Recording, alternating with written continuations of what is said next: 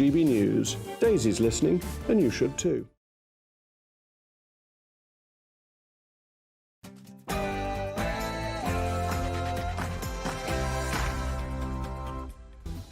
Hi there, coming up on the Saturday Night Showdown, I'll be celebrating Tim Martin's knighthood.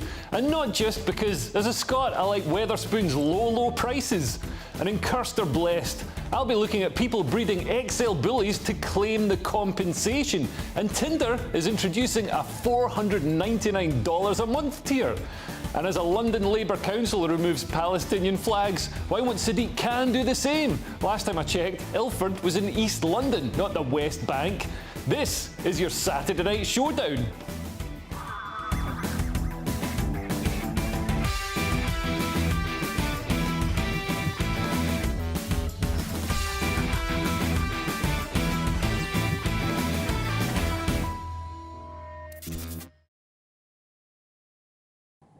Discussing all tonight's topics with me are my brilliant panel. Joining me tonight are Paul Cox, Diane Spencer and Lewis Oakley. But first, let's get your latest news and headlines from Sophia Wensler.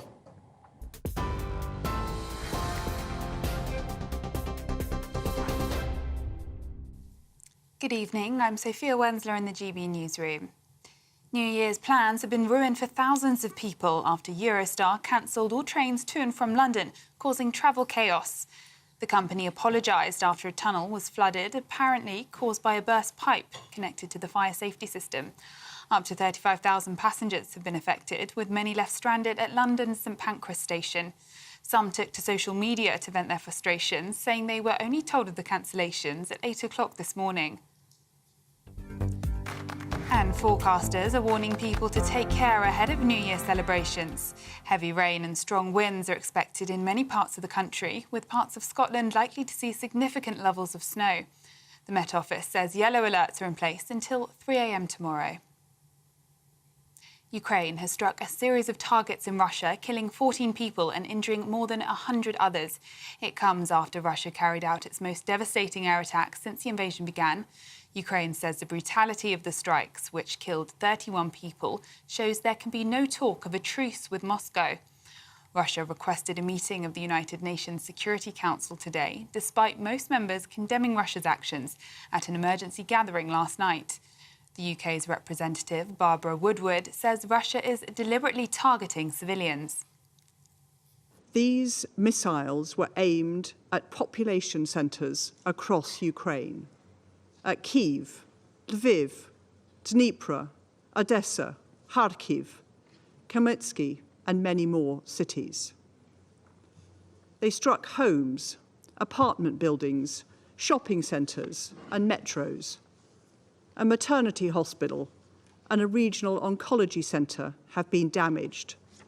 In short, civilian infrastructure. A murder investigation has been launched after a 29-year-old man was stabbed in northwest London. Emergency crews were called to a scene at the Abbey Estate near St John's Wood just after 7:30 on Friday evening. The victim, who hasn't been named, was taken to hospital, but he later died. A cordon is in place near the famous Abbey Road crossing while detectives investigate. No arrests have yet been made. Police may be facing renewed scrutiny over the huge amounts of crimes that haven't been solved this year. New figures reveal there were 4.7 million unsolved crimes in 2023. That's almost 86% of those reported. 1.7 million were of a violent nature, with a further million down to criminal damage or arson. In many cases, police failed to find a suspect. Labour says the Conservatives' record on solving crimes is disgraceful and has accused the government of letting criminals off and victims down. Shameless cronyism and a slap in the face to working people. Just two criticisms of Liz Truss's resignation honours list. Britain's shortest-serving Prime Minister has handed out 11 peerages to political allies, Tory donors and former aides, which amounts to around one for every 4 days in office. Labour says honours should be for public service, not rewarding Tory failure. Liz Truss resigned last October after 49 days amid economic turmoil sparked by her so-called mini-budget. Meanwhile, Dame Shirley Bassey has been given the highest award in the King's New Year honours list. The legendary singer is the 64th living member of the Order of the Companions of Honour in recognition of her services to music. It's limited to 65 members at any one time. Dame Shirley has sold 135 million records worldwide. Glastonbury Festival founder Michael Eavis and Wetherspoons boss Tim Martin are among those knighted. And there are damehoods for author Gilly Cooper and MP Siobhan McDonough. And the British actor Tom Wilkinson has died. Born into a farming family in Yorkshire, he won fans for his role in the classic comedy The Full Monty. He was nominated for an Academy Award twice, and he took home a Golden Globe in 2009 for his portrayal of Benjamin Franklin in HBO's acclaimed miniseries John Adams.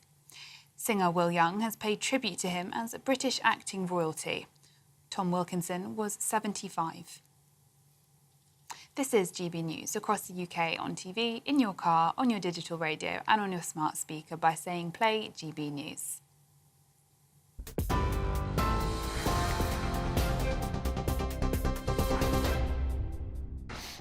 Welcome to the Saturday Night Showdown. Tim Martin, the boss of Wetherspoons, has been knighted in the New Year honours list, and lefties are furious about it. He's a Brexit-backing gammon, they shriek. He's guilty of the crime of Britishness. Coincidentally, you can buy gammon, egg and chips for about £3 in a Spoons. These socialist nurses can't believe that Tim has been knighted. I can't believe Tony Blair was. Some lefties say that they're boycotting Spoons, as if they ever went there in the first place. They'd be terrified in case somebody like me spoke to them. Most of them probably don't even drink because their wife's boyfriend doesn't let them. And alcohol is haram for Muslims, so lefties probably think that pubs are Islamophobic. But I think that a knighthood for Tim Martin is long overdue. While Dyson found a way to make vacuum cleaners more expensive, Tim Martin found a way to make beer cheaper. As a Scot, that's the kind of innovation I can get behind. But I don't just love Wetherspoons for their low prices. Wetherspoons pubs give people dignity and community. As a jobbing comedian driving up and down the country, I always eat in Spoons. Hot food, big portions, and it's served on a plate so you feel like a human being. Look around and you'll see working men taking their families for a meal without the anxiety of having to pick the cheapest bottle of wine on the menu or decide if they're having starters or desserts. Have it all. In Wetherspoons, everyone can live like a king, and you see people socialising. Pensioners catching up over free refills of coffee, lads getting a round in and getting change out of a tenner. British society was built on pubs. In the old days, most people didn't have kitchens at home, so the pub was where anyone could go to get hot food and an ale at an affordable price. Not anymore. Now most pubs have priced themselves out of the reach of the working man. You go in and it's £12 for a soft-boiled Scotch egg and about £78 for a pint of overly hoppy craft lager. Why have they got to craft lager, by the way? Remember when they just made lager in a lager factory instead of crafting it in a microbrewery? And it tasted delicious, like it's supposed to, like fizzy yellow lager. Now it has to be crafted by people with expensive haircuts and moustaches and wallet chains, and it tastes like washing up liquid and dried flowers. I don't want to drink detergent with an oxo cube in it and the cartoon on the side. I want fizzy yellow lager for less than £2, and Wetherspoons delivers on that. Also, Scotch eggs should cost 79p for two, give you horrific heartburn, and only be purchased from a petrol station. Stop trying to make them taste nice. It's Scottish food. It's not supposed to taste nice. Also, please don't eat too many Scotch eggs. I'm very worried about where the next generation of Scotchmen is going to hatch from. And despite the low prices, Wetherspoons generates huge amounts of revenue for the economy. Tim Martin is literally paying the salaries of the socialist nurses who treat him with such disdain. Tim Martin has paid £6.1 billion in tax over the last 10 years, apparently, and employs over 40,000 staff who also pay tax. He supports businesses the length and breadth of the country who also pay tax. If Tim Martin was a Remainer, he'd be held aloft as a hero. But because he supported Brexit, Tim Martin is a pariah to the chattering classes. Compare him to the darling of the left, Gary Lineker, who weasels out of paying his share. As ever with the left, they don't care about what people do, only what they say. But they should love Wetherspoons too. It functions as a holding pen for oiks like me, keeping us out of the way of the beautiful people. And the Wetherspoons is the pub of the future. Our obesity epidemic will be tackled by spoons drinkers having to walk up 7 flights of stairs to get to the toilet. And the sticky carpets will keep us tethered to the ground in low gravity if we establish a colony on the moon, or the moon underwater, as it'll be known. Tim Martin and Wetherspoons, I'll raise a pint to you.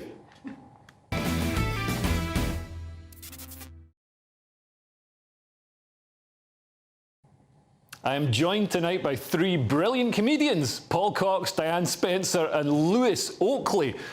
Paul, you're a comedian. You drive around the country a lot.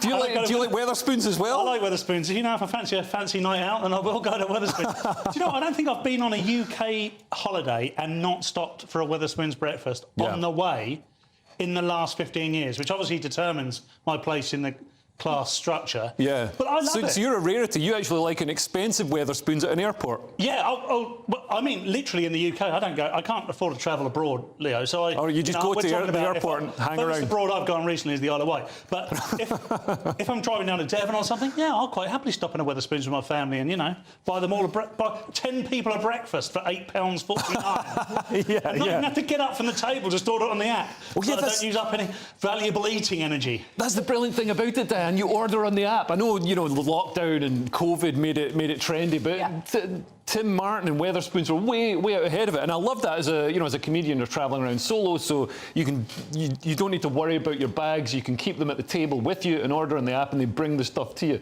It's absolutely beautiful, and also he saves so many glorious buildings. What I love about the Wetherspoons is my local one in Surbiton has this incredible mural of planets. You go in and you're not sure what you're going to see, and then suddenly there's like this weird Charlie Chaplin filming montage. You look round and there's this kind of solar system starscape. Yeah. It's incredible. And every single Spoons you go to seems to have a different kind of feel and a theme. And a mate of mine and I, we were sat at the table before all the pandemic and the lockdown, which is another thing why I think Tim Martin's getting lambasted, because he was a vocal critic against lockdown. Yeah. Because he was trying to save the hospitality industry, obviously. Yeah. And when we discovered we could order it off the app, we sat there like witches, like, oh my God. So I just sit here and wine appears. It was just magic. And also you can put your table number on social media and people will send you birthday gifts. No. It's amazing. Have you actually had a birthday gift sent to you? I have, yeah. I was in Liverpool. We went to Wetherspoons in Liverpool. You get sent all sorts of strange things, don't you? Yeah, and if anybody wants to send me more Bitcoin, please do, because the last stuff went down in value very quickly. Lewis, do you think Tim Martin does get singled out for criticism because he supported Brexit? Yeah, I think so. I mean, look, I think that he's done a good job. Actually, I genuinely think he deserves it. He pays his tax, keeps people in jobs, he saves historic buildings, and, you know, I think Wetherspoons are a bit of a hub for people, right? It's like, if you don't have a lot of money, and, you know, a lot of people go there for the heat sometimes. Like, right. If they're really put on, they go there for the heat. So I think he genuinely just absorb it like a lizard and then go off in their way. Exactly. He's not totally wrong. I used to work at a Wetherspoons, and there was a guy who came in every morning. He was there, like, waiting for us to open the doors, and he'd get his specific pint of drink, and he'd sit there, and he'd sort of slowly drink pints, but people would chat to him, and he had that social interaction during the day, and then around 4 o'clock, he'd sort of go home, and he'd be again next day, and we all knew him, and we all sort of chatted to him. It's the connection as well. I think some people go there, they don't have anyone. They sit there and they're hoping someone that comes along that they can interact with. So I think it's a really good service because, you know, you go to some bars, like you were saying today, you pay like 18 quid for a cocktail, which is insane. And then they blast the music so loud, you can't actually hear what the person you paid 18 quid to sit next to is saying to you. Yeah, of course. Get that in Wetherspoons. Wetherspoons have usually got that no music policy, so you can't actually have a conversation. I've also stayed in a Wetherspoons hotel in Edinburgh. Whoa! Absolute experience. Who are you? The White Lady in Corstorphine. The White Lady? Yeah, I'd like to stay there again. Thank you very much, the White Lady. Absolutely fantastic. I'm fascinated tonight. I've learned that you, Diane, worked in a Wetherspoons, and Surbiton has a Wetherspoons, non-ironically. Like, they're not trying to go, look, like a poor people museum in the poshest part of town. Look, this is how they live. It's genuine. I mean, I know Surbiton is known for many things, but there's sort of two areas of exhibition. You have like the posh coffee shops, but you do have a really good spoons. And I had an advert, and when you sort of do a commercial, you get a big block of money. And I took some of my mates out because it's the spoons, and I was like, spoons are on me. And I think like I don't think I spent more than 50 quid, and we all had food and drinks. It was brilliant. Yeah, amazing. Yeah, I wanted to have my wedding reception at the Wetherspoons because they do a package. It's like $3,000, and that gets you the whole thing. That get you a bouquet of flowers at most wedding places. You know what I mean? So, but my wife wouldn't let us. Unfortunately, she turned down my request to get married at Wetherspoons. Went to a harvester instead. Yeah, a slug and lettuce. But yeah, I mean, Lewis, you made a really good point that pubs are where people interact. They have that socialisation. We see loneliness and isolation is such a problem in the world these days, and the pub is the hub, or used to be the hub of so many communities. But so many pubs have got too poncy and sort of price themselves out of people being able to go there every day. I mean, it's really sad. We used to go to a pub, like a local one. It wasn't Wetherspoons, but they did a decent Sunday roast, and we actually went quite regularly.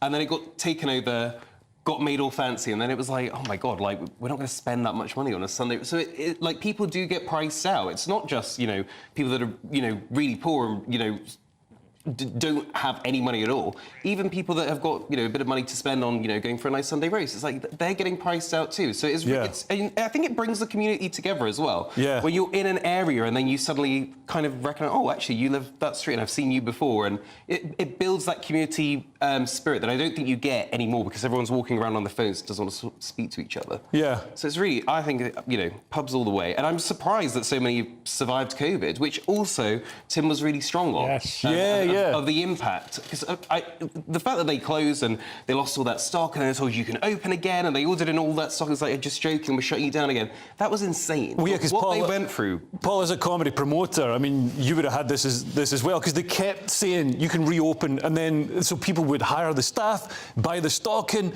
and advertise to put on a comedy show, and then the rug would get pulled from under their feet. And that's exactly what happened on 2 occasions. There was one point, do you remember, where if you had a venue of like 100 seats, you had to put them in a special array, so they were always kept equidistant away from one another. Right. So if a 100-seat venue with 14 people in it, and you're charging, do you want to come and see comedy again? It's like £2,000 a ticket. Sounds like one of my shows, to be honest. 14 people in a 100-seater. That is.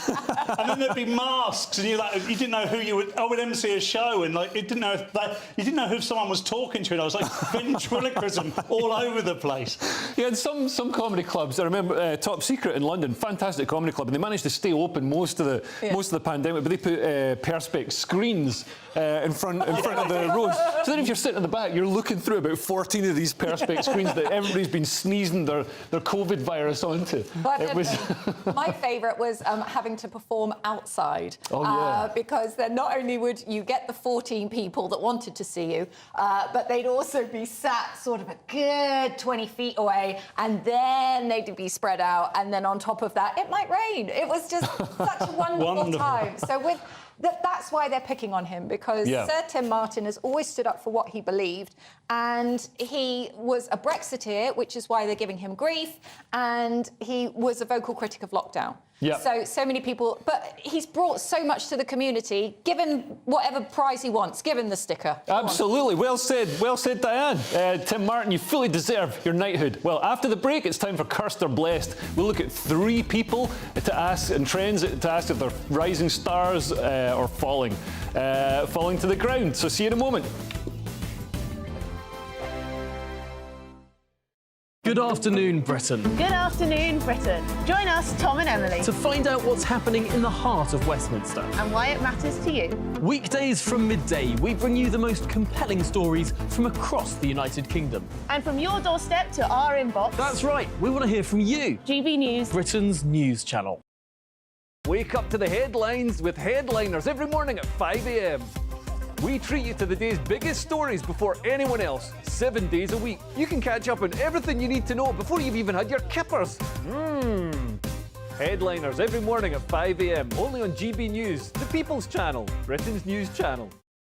GB News, unlike other broadcasters, isn't obsessed with the London-Westminster bubble. We think there's a nation beyond the M25, and that's why we talk about the issues that matter across the land. Join me on State of the Nation, 8 to 9 o'clock, Monday to Thursday, on GB News. Daisy's listening, and you should too. In the GB Newsroom, we bring you the news as it happens. With our team of dedicated journalists across the UK, we're ready to give you accurate reporting every day. When the news breaks, we'll be there with bulletins on GB News, the People's Channel, Britain's news channel. Big news, big debates, big opinion. Patrick Christie's Tonight is the week's biggest show. Every weekday, 9 to 11 p.m, we've got the inside track on the day's top stories. There'll be sharp takes you won't get anywhere else. We will set the news agenda, not just follow it, and I want to bring you along for the ride. Whatever it is, we'll have our finger on the pulse. It's news, but it's this close to entertainment. Patrick Christie's Tonight, 9 to 11 p.m, only on GB News, the People's Channel, Britain's news channel. Your weekend starts here with Friday Night Live with me, Mark Dolan, 8 till 9 on GB News. Big stories, big guests and big laughs as we get you ready for a cracking weekend. That's Friday Night Live with Mark Dolan. Fridays 8 till 9 on GB News. Bring your own drinks. The admission's free. Tired of the usual focus-tested, pre-prepared Westminster runaround? Well, so am I. So you want higher taxes? Is your department to blame for this? Are you rethinking this policy? Every Sunday at 9:30, I'll be sitting down with those in power to get the truth about the issues affecting you. Let's be honest, we've known about the cost pressures of this project for years, not months. That's the Camilla Tominey Show, a politics show with personality. On GB News, the People's Channel, Britain's news channel. I'm Andrew Doyle. Join me at 7 o'clock every Sunday night for Free Speech Nation, the show where I tackle the week's biggest stories in politics and current affairs with the help of my two comedian panellists and a variety of special guests. Free Speech Nation, Sunday nights from 7 on GB News, the People's Channel, Britain's news channel.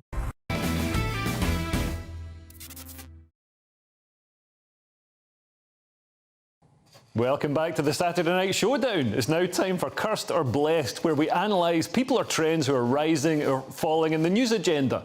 Up first this week is the mighty matchmaking service Tinder, which now comes with a mighty price tag for its top tier. They're charging $499 a month. I think that's just in the States at the moment, but it's going to come to the UK soon. That's a lot of money, Paul. What does that buy you? Are you allowed to go through our bins? Well, I tell you what, first of all, they call it Tinder Select, which does sound like a delicious new item on the KFC menu.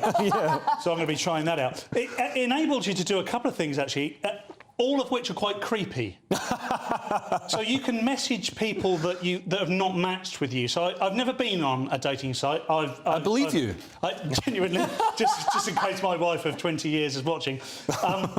But my understanding is usually you can't message anybody without matching, and particularly on some, you can't actually talk to anyone unless the female in the connection or the other person in the connection does so first. Yeah. So it enables someone just to go, "Oh, how you doing? What are you wearing?" or whatever people do on without matching. Yeah, without matching. So this, I mean, Diane, that does sound a bit intrusive and creepy. It's amazing. You paid $500. I will message you. I'm really not interested. I don't care. I paid for the privilege. You are my trinket. Like, doesn't it mean that everybody else becomes a little bit, dare I say it, like a sex worker, but an unwilling sex worker? Yeah. Because, you know... Who isn't getting any of the money? The money all goes to Tinder. It's going to the pimp, right? But, like, it just seems so wrong, because Tinder is essentially... I mean, correct me if I'm wrong, and forgive me for using the wrong language. It does feel like Tinder is pimping out what they call the most sought-after members of Tinder. Right. Now, are these... women? Number one, are these real people, or are these amazing catfish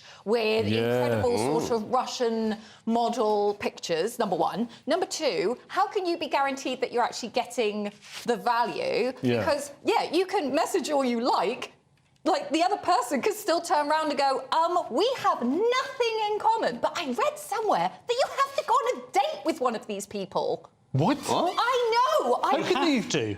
Well, it said that, oh, well, if you get Tinder Select, you can match with people and you're guaranteed a date. I was like, what? Wait, stop. No, you're not, because have you seen my diary? I mean, no, it's not working. I mean, I'm not on Tinder anyway, but, well, I don't know. My junk mail says I am. But the point is, this is terrible. Like, I just think it's horrid. And for $500, imagine what else you could do. You could get yourself a nice new outfit. You could maybe have a haircut. Maybe buy a book on social etiquette. That's not where I thought you were going with it, what you could do for $500. Yeah, Lewis, doesn't it sound... It seems like you're going to look more desperate. The more money you pay, the more sort of hopeless and desperate you're going to look. Well, you're basically paying $500 to be rejected twice. Because basically, they've already seen your picture and gone, ugh, and swiped away. But now you're paying to say, oh, hold on, here I am again. They're going to say, no, look at you. So it makes no sense. Why pay $500? With a foot in the door. Exactly. $500 to be rejected twice makes no sense. Also, if you have $500 to spend spare a month... A month. There's, like you were saying, there's so much more you could do. But also, I mean, who's got the time to sit on Tinder? I mean, when I was single, I did use Tinder.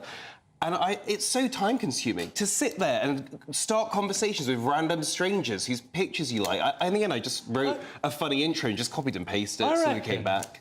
If you just went onto Facebook and said, I will give any woman who likes me £500 a month, you probably wouldn't even need to give it to Tinder. There'd just be a small line of rather mentally ill people that you could see on a regular basis. And I know there's some people who go, I'll do it for $450. You could trigger some kind of bidding war depending on the state of things. Although I think you've just invented the concept of mail-order brides. Yes, this is what we've got here, which might be a better use of the $500, to be honest. Next, let's turn to the Secretary of State for the US state of Maine, Shenna Bellows, who's barred Donald Trump from running as a presidential candidate in the state soon after Colorado did the same. Lewis, this seems to be undemocratic to me. If people want to vote for Trump, shouldn't they get the chance? I actually agree. I do think they should. I think that if these little tactics that people are using stop him from being on the ballot, it will cause more havoc. I think the only way out of this is through. Trump needs to be on the ballot if there are enough people that support him. He needs to run if there are enough people that support him to run, and let the American people sort this. If it turns out that he doesn't get to run because we did this and we did that over here, that is going to inflame the tensions even more. I think it's a really bad idea. And I think, as you see, every time something like this happens where they try and get Trump, his base and following just goes up more. It's like, stop it! What are you doing? You're making it worse. They're making it worse because they're giving him like a martyrdom status. Because if he doesn't run, that way he can't lose. And that way his whole support base can go, well, if he had run, he would have won. That's why they stopped him. It's a big conspiracy. Add that to the rest of them.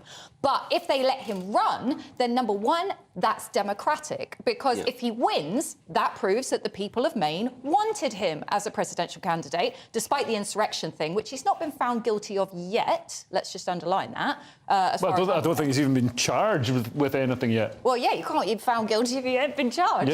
And also, if he runs and then he loses, then again, the democratic process has won out. But if you take him away as a candidate, you kind of give him this mystical status. And it actually plays into the hands of the people who support Trump, because now they can make up whatever they like, because the Democrats have created this weird vacuum of non-Trumpism. Well, they don't need to make the truth. They don't need to make anything up, because, you know, we've heard Trump's a conspiracy theorist. Oh, he says they tried to steal the election. And Paul, here they are. Looks to me like they're trying to steal the election. It's terrifyingly totalitarian, isn't it? You can vote for this person that we've chosen for you and not this person.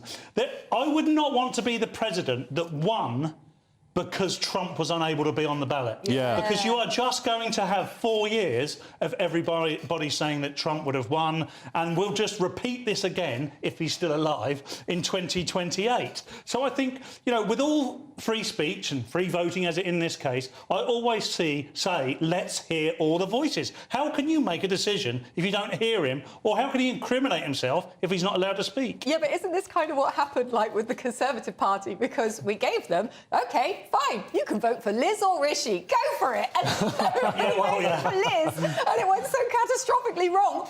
They only had Rishi left, and he became the president you're talking about, the one where like pretty much everybody else was off the board. And now nobody wants to vote for him. Yes. And yeah, they did it to us twice, because in 2019 Boris Johnson was elected by the people, elected by the people of the land, and then they deposed him and they said, no, you can have these candidates. These candidates, they went to the Tory memberships, and then but even the Tory membership ended up having their democratic vote taken away. So it's ridiculous. And Trump is 4 points ahead. I mean, there's a real chance. And bear in mind, he's in 2016 he won when he was many points behind, and it was apparently mathematically impossible for him to win. It's going to be an interesting year, is all I can say. I'm steeling myself for this US election. Let's see if he's even on the ballot. That'll be the first thing. Then, I mean, if he wins, I just can't even imagine. Yeah. I just will we'll not. hear the gunfire. I won't go on social media.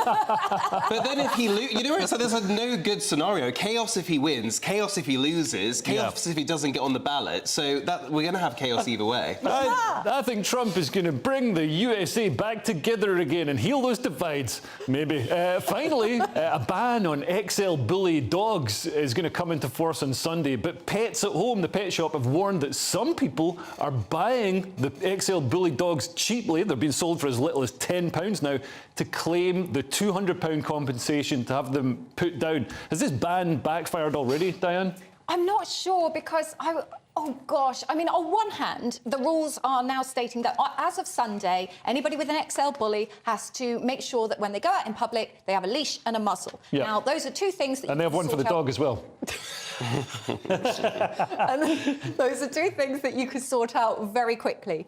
But yes, when you look deeper into what Pets at Home is saying, for a start, you've got this Tiger King scenario. Do you remember where that guy was basically breeding like baby tigers? So everybody could cuddle a baby tiger, and then weirdly none of the baby tigers were growing up. Right, so that's deeply sad. This idea that there might be some horrible people out there who are actively buying up the dogs so they can claim compensation before the dogs are put down. And also there's a huge amount of these dogs that are being looked after in homes, and now no one's going to want to adopt them. Yeah. But the thing is that in order to bring in a rule like this, how do you do it? Because do you sort of bring it... I mean, surely the lifespan of an XL bully is what? 25 years?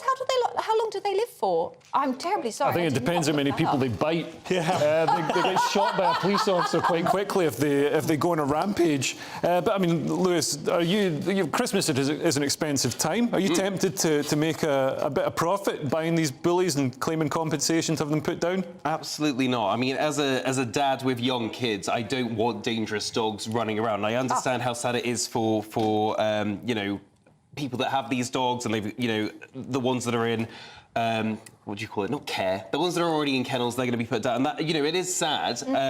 But at the end of the day, if you're someone that is seeing this situation, which is, dodgy, people are trying to protect the public and protect kids and even grown adults that are getting mauled by these dogs. Yeah. If you're seeing that and being like, haha, opportunity to make profit. I think, I don't think that we can legislate around it. I think we just say, you should just be ashamed of yourself. Yeah, and also, Paul, I mean, it could backfire hugely on the people buying the XL bullies to put down, because, I mean, if you buy a brand new dog, it comes into a new environment, it's scared, it doesn't know what's going on, there's all the Christmas lights and everything, it could go crazy and bite you in the face. I mean, what type of anger management issues do these £10 XL bullies have, by the way? I mean, the ones that you had to buy for £2,000 2 months ago were dangerous enough as it was. And by the way, I am an animal lover, I'm not an animal fighter, but they are demonstrably dangerous. Yeah. And I don't know how many people have died this year, but I know of at least 3 or 4, and one is way too many. Oh, yeah. And when it's little kids as well getting, horrific life-changing injuries. So, we have to park some of this stuff at the moment. The RSPCA are rightly sort of saying, because it's their job, oh, no, we have to perhaps take our time on this. I don't think we do.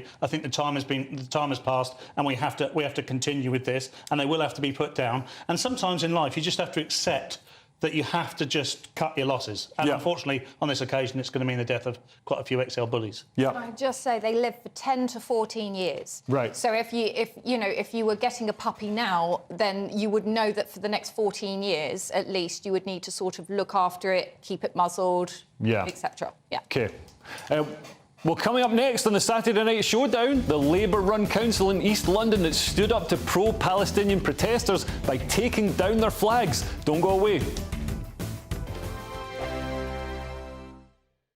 Your weekend starts here with Friday Night Live with me, Mark Dolan, 8 till 9 on GB News. Big stories, big guests and big laughs as we get you ready for a cracking weekend. That's Friday Night Live with Mark Dolan, Fridays 8 till 9 on GB News. Bring your own drinks, the admission's free. Wake up to the headlines with Headliners every morning at 5 a.m. We treat you to the day's biggest stories before anyone else, 7 days a week. You can catch up on everything you need to know before you've even had your kippers. Headliners every morning at 5 a.m, only on GB News, the People's Channel, Britain's news channel. In the GB Newsroom, we bring you the news as it happens. With our team of dedicated journalists across the UK, we're ready to give you accurate reporting every day. When the news breaks, we'll be there with bulletins on GB News, the People's Channel, Britain's news channel. Big news, big debates, big opinion. Patrick Christie's Tonight is the week's biggest show. Every weekday, 9 to 11 p.m, we've got the inside track on the day's top stories. There'll be sharp takes you won't get anywhere else. We will set the news agenda, not just follow it, and I want to bring you along for the ride. Whatever it is, we'll have our finger on the pulse. It's news, but it's this close to entertainment. Patrick Christie's Tonight, 9 to 11 p.m, only on GB News, the People's Channel, Britain's news channel. Good afternoon, Britain. Good afternoon, Britain. Join us, Tom and Emily, To find out what's happening in the heart of Westminster. and why it matters to you. Weekdays from midday, we bring you the most compelling stories from across the United Kingdom. And from your doorstep to our inbox, That's right, we want to hear from you, GB News. Britain's news channel. GB News, unlike other broadcasters, isn't obsessed with the London-Westminster bubble. We think there's a nation beyond the M25, and that's why we talk about the issues that matter across the land. Join me on State of the Nation, 8 to 9 o'clock, Monday to Thursday, on GB News. Daisy's listening, and you should too. I'm Andrew Doyle. Join me at 7 o'clock every Sunday night for Free Speech Nation, the show where I tackle the week's biggest stories in politics and current affairs with the help of my two comedian panellists and a variety of special guests. Free Speech Nation, Sunday nights from 7 on GB News, the People's Channel, Britain's news channel. GB News is Britain's news channel, and now you can support it. All you have to do is scan that QR code that's up on your screen right now, or you can go to gbnews.com/support and become a GB News member. You'll have fantastic benefits. We're also going to organise special events where you as GB News members can meet the presenters, the on-screen faces. Scan the QR code or go to gbnews.com/support. Thank you so much.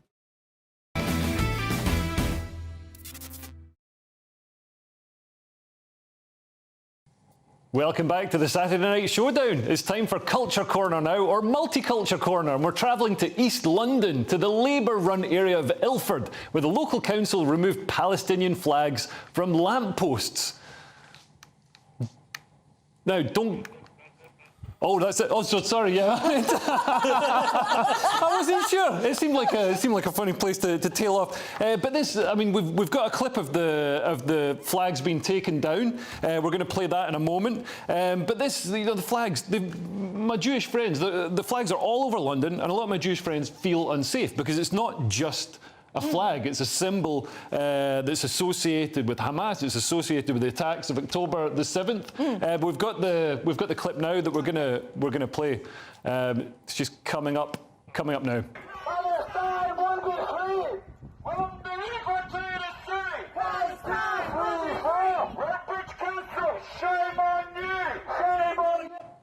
And you can hear there's a protest around the lamppost. I mean, Lewis, I don't know where you stand on the Israel Hamas conflict. I mean, a lot of people seem to have quite fervently taken sides in it, which surprised me because I mean, there's obviously, you know, there's stuff to criticise on both sides, but we can't forget that this kicked off October the 7th when Hamas went into Israel and killed over 1,000 Israelis, including, you know, women and children, and, you know, committing horrific atrocities. It genuinely is an awful situation. It's almost too awful to put into words. Obviously, the terror attack, just awful. I mean, the things that you read of what happened there, awful.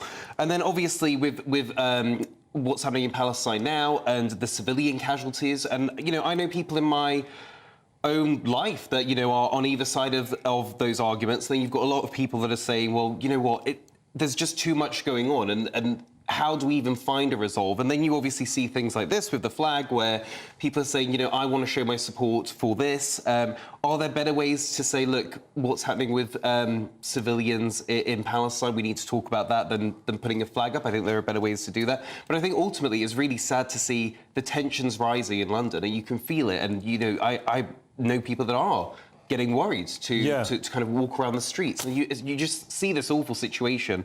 And I don't think that there is a clear resolve. I think this council, and it's a Labour council, which is the most surprising thing, they've shown the resolve to actually get up that lamppost despite the protesting mob underneath. They've got up that lamppost and they're taking these flags down. And I don't know why Sadiq isn't doing it all across London, because, I mean, this is Britain. We shouldn't be flying another nation's flag, Paul. Well, that's a very good point, Leo. And any council, no matter if they're Labour, Conservative or anything else, have a responsibility to protect the community and keep the community safe. And that's a public lamppost. So flying a flag on a public lamppost is different to perhaps hanging it from a bedroom window or something of that order. And it represents, in many ways, it represents the ideology of Hamas. I know that we should not mix Palestine with Hamas, but in many ways it represents that. I mean, they did elect Hamas, so there's exactly a little bit of a link there. Exactly that, Leo. And, you know, if you're going to fly that flag, it's about what that flag represents. And the culture of Hamas and some of the culture and ideology of Palestine and Hamas collectively is not compatible with the culture of the West. And, and the culture of the West is much more subdued. And I'm not trying to create two camps here. I'm just saying it's not compatible. And it's one of the issues we find with multiculturalism is that we're creating this boiling pot, whereas normally we would stand back and go, let's not get too involved. Now people are literally nailing their colours to the mast, and it's causing a problem. Yeah, and also, I mean, it's covering up. They're on lampposts. They're covering up traffic cameras and all that kind of thing, which normally Sadiq Khan is very keen on, you know, making sure those cameras can see everybody and give them the maximum amount of fines. But for some reason, he doesn't mind now. No. I mean, if you are going to use a flag to accidentally cover up a ULEZ camera, then can't you just use flags of all sorts of different nations? You know, I personally, or maybe just the British flag. Maybe just the British flag. I personally feel that every time we sort of people choose to cover the country in flags to represent something, I think that's tends to be an empty gesture. Even when you're like supporting something like Ukraine, like suddenly everywhere I went there were Ukrainian flags, and I started joking to my husband, I love living in Ukraine, isn't it marvellous? Like, because they were just everywhere. But unless you're actually going to do something and affect a change, then what really are you doing? Like, for example, when because this is to do with flags and symbols. And when, for example, the footballers all went to Qatar and they said, we're going to wear our flags to support the LGBTQ community. And then they were like, fine, you won't play and you'll get penalties. They all took the bans off.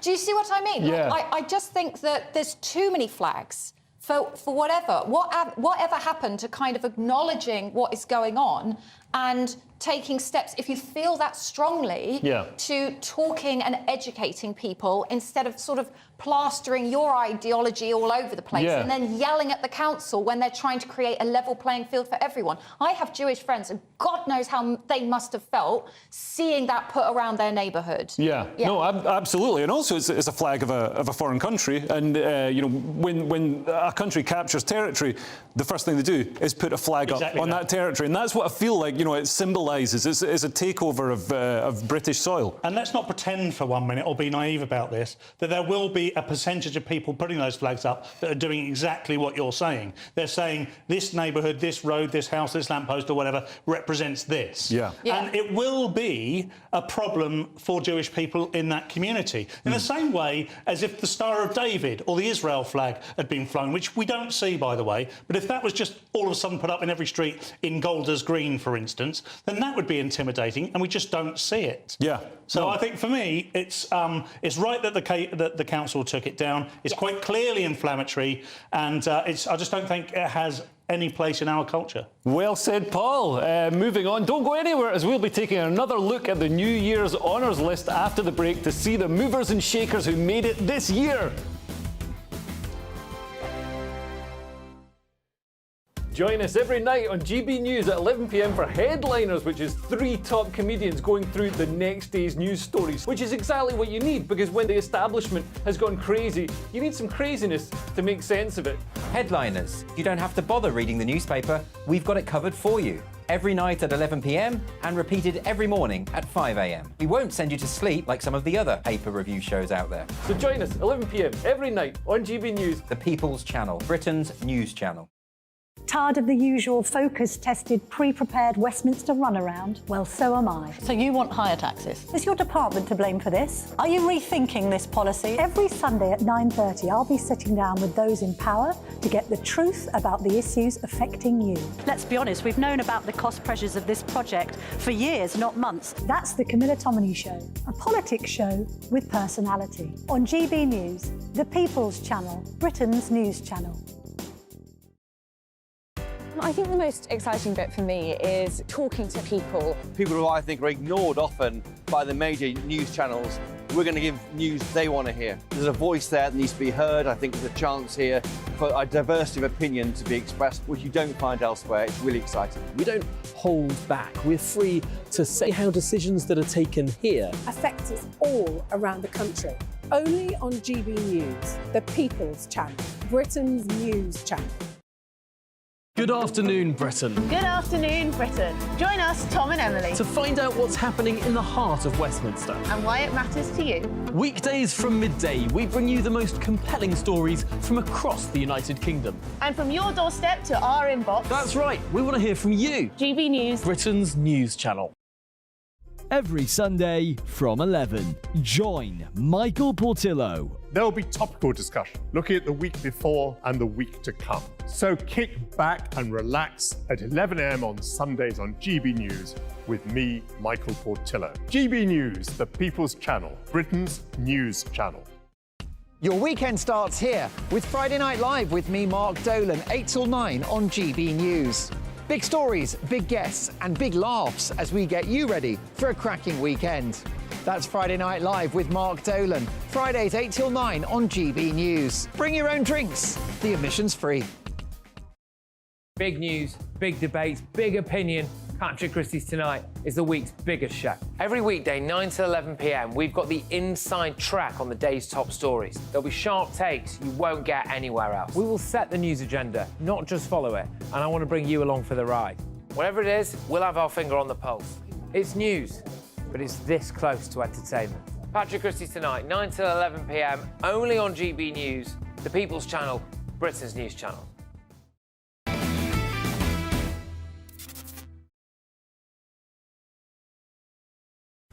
We talked earlier about Wetherspoons founder Tim Martin being knighted in the New Year's Honours List, but what do we make of all the other awards this year? Well, I've got former special advisor to Michael Gove down the line, Charlie Rowley. Charlie, how are you? And what do you make? I'm very well. Happy New Year's Eve. Happy New Year's Eve to you too, or Hogmanay as we call it in my house. What do you make of the New Year's Honours List? Well, you were just talking about Tim Martin there, who rightly deserves an honour, in my view, for his campaigning, but also for the great business opportunities that he's run. There is no better way to celebrate his honour than being outside a Wetherspoons pub that you might just hear myself. Are you outside a Wetherspoons pub right now? I'm celebrating his success with a Diet Coke, I'm hastened to add, because I'm currently off the sauce. But I started to try January early. But you're absolutely right. You know, the rest of the list was, I think, in broad terms, is always a good thing. I never looked really that much at the headline acts. It's always about the smaller people that we forget about. You know, the lollipop ladies, the kitchen staff reporters, people that have worked in their industry, in their field for years and years and years. People who never actually get the recognition for the service that they actually do for this country. They're the ones that keep us ticking over. And so I'm always pleased to see, even though I don't know who they are, but I'm always pleased to see the majority of people that get the awards are those people. And are you a Dame Shirley Bassey fan? I thought you were going to ask me if I was a dame for a second. Yeah, are you a dame as well? well, it is Pante season, so I could be whoever you want me to be. But I am a Bassie fan. And I think, look, it's one of those that's probably a long time coming. I mean, and so she was obviously very deserving of an award. I'm sure she's probably been expecting an award for some time. There are probably other people that were expecting awards, maybe Kwasi Kwarteng, maybe Therese Coffey, part of the Liz Truss movement when she was Prime Minister for all those glorious 49 days. Whatever it was, who have missed out. So I'm sure there'll be people absolutely delighted that are deserving, like Shirley and others who felt they should have gone, but they haven't. But Charlie, thanks so much for joining us, and please enjoy the rest of your night in the Wetherspoons. You can move on to the stiffer stuff after the Diet Coke now. So have a great Hogmanay. Cheers. Thank you very much. And I'll ask my panel what they think of the New Year's Honours list, and if there's anybody that you think has been missed out. Was there anybody you wanted to see? I mean, he mentioned Kwasi Kwarteng, wasn't it? I think he's probably the only person in the country who thinks that Kwasi Kwarteng should have been. I'm not sure about that one. I was so excited when I saw Maggie Aderin-Pocock. She is an astrophysicist, and she does this programme called The Sky at Night, and she's one of those people... Did she take over from Patrick Moore? Yes, possibly, yes. She's absolutely brilliant, and I find her intoxicating to watch because she absolutely loves her subject to death, and the way she talks about the night sky, and she sort of talks like this, and she's very excited about it, and she tells you all of the things about the universe, and I just love enthusiastic people who love their topic. Yeah. And she's one of them, and she's becoming a dame. I'm over the moon for her. Right, yeah. And there's also there's some amazing people. Like there's Professor Simon Kenny, who is the NHS National Clinical Director for Children and Young People from Merseyside, and he's getting an OBE for services to paediatric surgery. Right. So he has been saving many, many children's lives, and the way he does it is he does minimally invasive paediatric surgery. Right. So you've already got a wee tiny person who needs a lot of help, and this guy's been working out how to get them the help they need in the most least intrusive way possible. Without cutting them open too much. Yeah. Yeah, that certainly sounds like a deserving cause. Lewis, anybody that you'd like to see in the New Year's Honours list? Do you know what? I was racking my brain and I can't think of anyone, which isn't saying much of my opinion for the British people, is that? But no, don't bother. I mean, the one that I was really impressed with was Tony Hudgell, who's 9, the youngest ever person to receive an honour. He's a double amputee, and he basically has become a campaigner for the prevention of child abuse, because that's what happened to him. His parents were put in jail. That's why he's an amputee. And he's 9 years old. Yeah. And to have been, campaigning like that really is the best of British. Yeah, so that is people incredible. like that is what it's for. I mean, don't you think it's too much success too young? I mean, where do you go from there? You've got a New Year's honour, age 9. Unfortunately, I think there's probably a lot of things going wrong with our country that he can spend his life dealing with. I'm sure he's got a bright future ahead of him. Doing more campaigning. Paul, anybody you'd like to see? Dr. Lewis Schaefer for his work with experimental medicine and dietary. With the emphasis on experimental there. His findings such as viruses don't exist. Velikovsky anti-oxygen, anti-gravity thesis was actually one of my favourite of the year. Yeah, take experimental and cross out the experiment. I'm just surprised he wasn't on there. Yeah, with his incredible findings that water dehydrates you. Yes. That would have been amazing to see. It's nice to see people getting awards, but I don't like when people take the awards and then hand them back. I don't mind if people just turn the awards down, like Benjamin Zephaniah, the amazing poet. Saunders. He turned his award down. Down. But Michael Sheen, the Welsh actor, he accepted some sort of gong from the Queen, and then a few years later, whenever it was, he turned around and said, "I don't want this anymore. I'm disgusted by the British Empire." It's like you already accepted. You already had the fun. You had the garden party. You got to shake hands with the Queen and have a hobnob and drink all the free champagne and eat the little canapes, and you had all that, and you took the gong. You can't then have it all again and get lord it in the papers, be like, "Oh, I'm so pious. I can't stand the British Empire," which is the best empire, by the way, even better than the Roman Empire. Yeah, but is it because he all the gigs dried up? Because once you get that thing, you get the stamp, the OBE, you get to go out and you get to do the talking. And did his talk circuit gigs dry up? So it's like, I don't need this thing anymore. Take my gun and my badge. What I like is that Liz Truss has also been firing out her peerage list at the same time. Oh my like God. she's Oprah or something. Yeah. Like she was a prime minister for what, 45 days? Yeah. And she's like, you get a peerage, you get a peerage. Like she's given a peerage to... Do they actually stick? Like when Liz Truss says you're getting a peerage, does it? Yeah, because Rishi had his chance to scrub people off the list. Right. And I think these now are the ones that stick. Do we actually know if Rishi did scrub any off? Because did we actually ever see Rishi's original list? Because it was scrutinised quite heavily, wasn't it? Yeah. I mean, I don't know the answer. Sorry, Diane. That feels like I'm trying to question what you were saying. I actually don't know the answer. This feels like an inquiry. Yeah, right now. come on. No, but it'd be interesting to know, because I think that's a really good point, because obviously it's a bit like complaining about someone's birthday invitation list. You know, we know that they get these honours lists. We know that these people choose people that we might not necessarily like. And of course, the one thing that sets Liz Truss apart is that she only had her, premiership for 49 days. Yeah. So a lot of people who already don't like the honours list and already don't like the Tories will say, well, it was only 49 days, why is she allowed to do this? But it'd be very interesting to see her original list versus what came out this Christmas. I wonder if Rishi Sunak took any out. Maybe they'll publish it. quasi-quoting. Maybe when they publish the Jeffrey Epstein client list, they can publish that at the same time. And of course, a shout out to Peter Shilton, who is a friend of the show, friend of GB News, and does a lot of amazing work around gambling addiction. Well, there's plenty more to come in the Saturday Night Showdown. We'll be talking the clash of the comedians. It's not anybody on this panel, it's Gervais versus Acaster, and asking what are the worst Christmas gifts you've ever received. See you in a couple of minutes.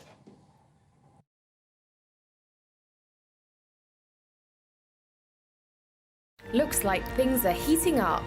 Boxed boilers, sponsors of weather on GB News. Hello there, welcome to your latest GB News weather forecast. I'm Craig Snell. Well, looking ahead to New Year's Eve, for most of us, we're going to end 2023 on a fairly showery note, and for some in the south, it's still going to be pretty blustery. So as we end Saturday, we've still got this area of low pressure really dominating proceedings. This cold front will continue to spread its way eastward across the country. Some fairly heavy rain on it and some strong and gusty winds. It will become quite slow moving across the very far north of Scotland as we go through the course of the night. And then behind it, it is a mixture of clear spells and a scattering of showers. In the clearer skies, it will turn quite chilly, but I think most of us frost-free away from Scotland.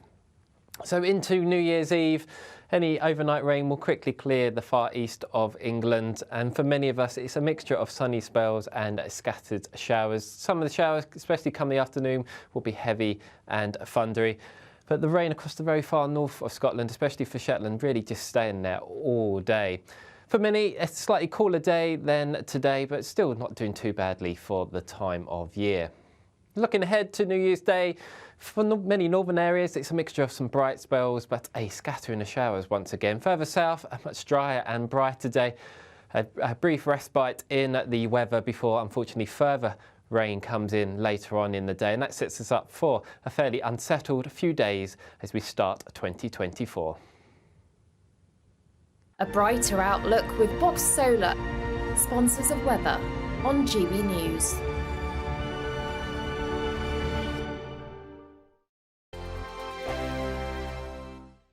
What you get for breakfast is something that, if we do our jobs right, you will wake up to news that you didn't know the night before. It's a conversation. It's not just me and Eamon. We want to get to know you, and we want you to get to know us. From 6, it's Breakfast with Eamon and Isabel. Monday to Thursdays on GB News, Britain's news channel. Have a great Saturday night with me, Leo Curse, on the Saturday Night Showdown.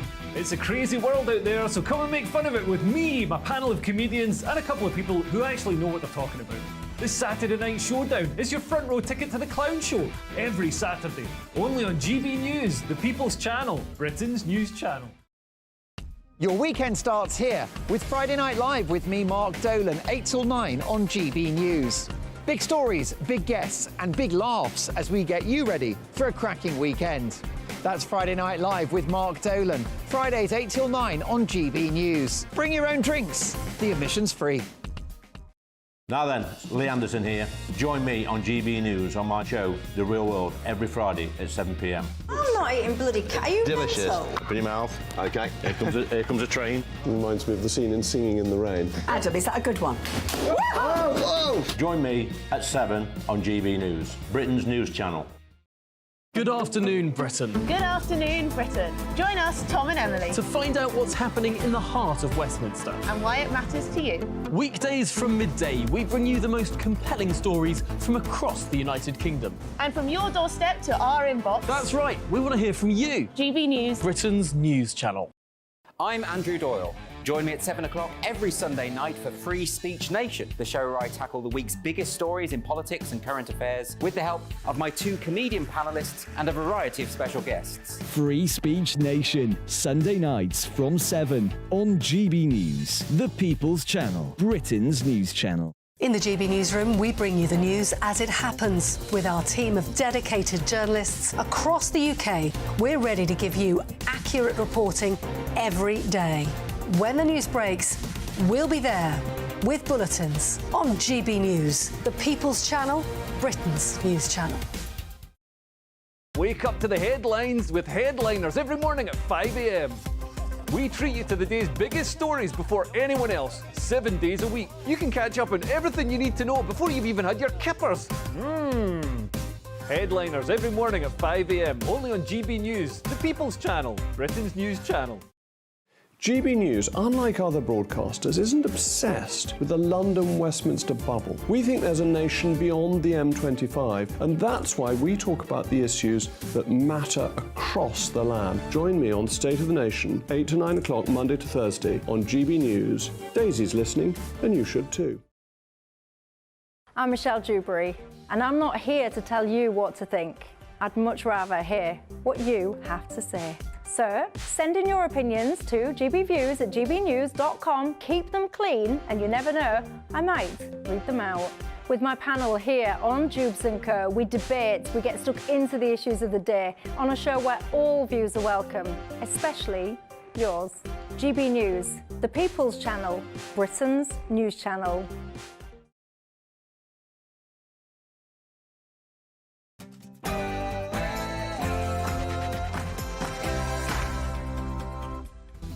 Hi there, coming up on the Saturday Night Showdown. After the United Nations criticised our Rwanda plan, it's revealed that the United Nations is already sending migrants there itself. How come it's all right for them to do it? And as Ricky Gervais tackles the taboo subject of illegal immigration, an old attack on him resurfaces. I'll speak to comedy legend Graham Linehan about it. And the latest advice for anyone off sick from work is to go for a run. Is the NHS trying to shorten waiting lists by killing us? This is your Saturday Night Showdown.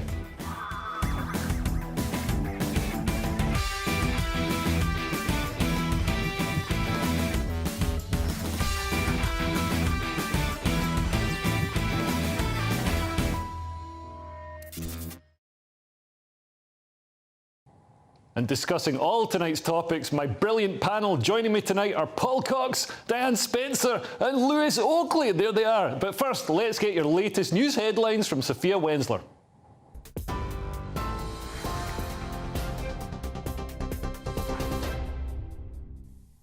Thank you, Leo. Good evening. I'm Sophia Wensler in the GB Newsroom. New Year's plans have been ruined for thousands of people after Eurostar cancelled all trains to and from London, causing travel chaos. The company apologised after a tunnel was flooded, apparently caused by a burst pipe connected to the fire safety system. Up to 35,000 passengers have been affected, with many left stranded at London's St Pancras station. Some took to social media to vent their frustrations, saying they were only told about the cancellations at 8 o'clock this morning. And forecasters are warning people to take care ahead of New Year's celebrations. Heavy rain and strong winds are expected in many parts of the country, with parts of Scotland likely to see significant levels of snow. The Met Office says yellow alerts are in place until 3 a.m. tomorrow. Ukraine has struck a series of targets in Russia, killing 14 people and injuring another 100. It comes after Russia carried out its most devastating air attack since the invasion began. Ukraine says the brutality of the strikes, which killed 31 people, shows there can be no talk of a truce with Moscow. Russia requested a meeting of the United Nations Security Council today, despite most members condemning Russia's actions at an emergency gathering last night. The UK's representative Barbara Woodward says Russia is deliberately targeting civilians. These missiles were aimed at population centres across Ukraine, at Kyiv, Lviv, Dnipro, Odessa, Kharkiv, Kamytsky, and many more cities. They struck homes, apartment buildings, shopping centres and metros. A maternity hospital and a regional oncology centre have been damaged. In short, civilian infrastructure. A murder investigation has been launched after a 29-year-old man was stabbed in northwest London. Emergency crews were called to the scene at the Abbey Estate near St John's Wood just after 7:30 on Friday evening. The victim, who hasn't been named, was taken to hospital, but he later died. A cordon is in place near the famous Abbey Road crossing while detectives investigate. No arrests have yet been made. And the British actor Tom Wilkinson has died. Born into a farming family in Yorkshire, he won fans for his role in the classic comedy The Full Monty. He was nominated for an Academy Award twice, and he took home a Golden Globe in 2009 for his portrayal of Benjamin Franklin in HBO's acclaimed miniseries John Adams. Singer Will Young has paid tribute to him as a British acting royalty. Tom Wilkinson was 75. This is GB News across the UK on TV, in your car, on your digital radio and on your smart speaker by saying play GB News. Now it's back to Leo.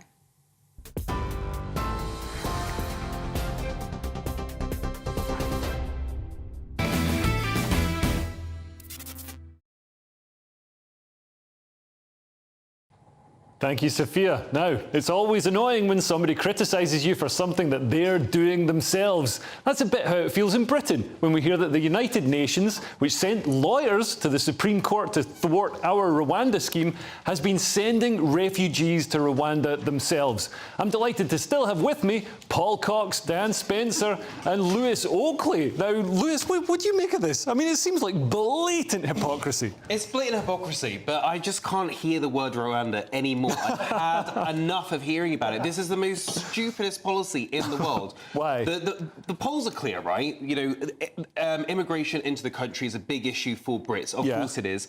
We've obviously got record numbers of illegal immigrants coming over now, and that's what Rwanda is aiming to solve. But it's not going to be able to. So, and that's a smaller number as well. It's like there is so much that needs doing on immigration to kind of reflect what the British people are telling us they want in polls. The idea that, you know, we're tethering everything, Rwanda's going to solve everything. We're probably going to get about 5 people there. Maybe if we pay more millions of pounds and go through more legal battles and have more votes and debate it until we're blue in the face, you're probably going to get 5 people there before the general election. It's worth every penny. Fire some nurses. It's a waste of money. It's a waste of time. I think Rishi Sunak should actually be, you know, ashamed of himself for continuing the policy. He didn't believe in it in the first place, is what we're kind of led to believe. He's just kind of carrying it on now. It's like, well, why don't you just go back to the drawing boards, think about something that actually might work, and, you know, well, Lewis, sync with that policy. Lewis, you're full of criticisms. Have you got any better solutions? No, I'm not paid money to fix such a big problem. Lewis, I'll give you a £5 right now.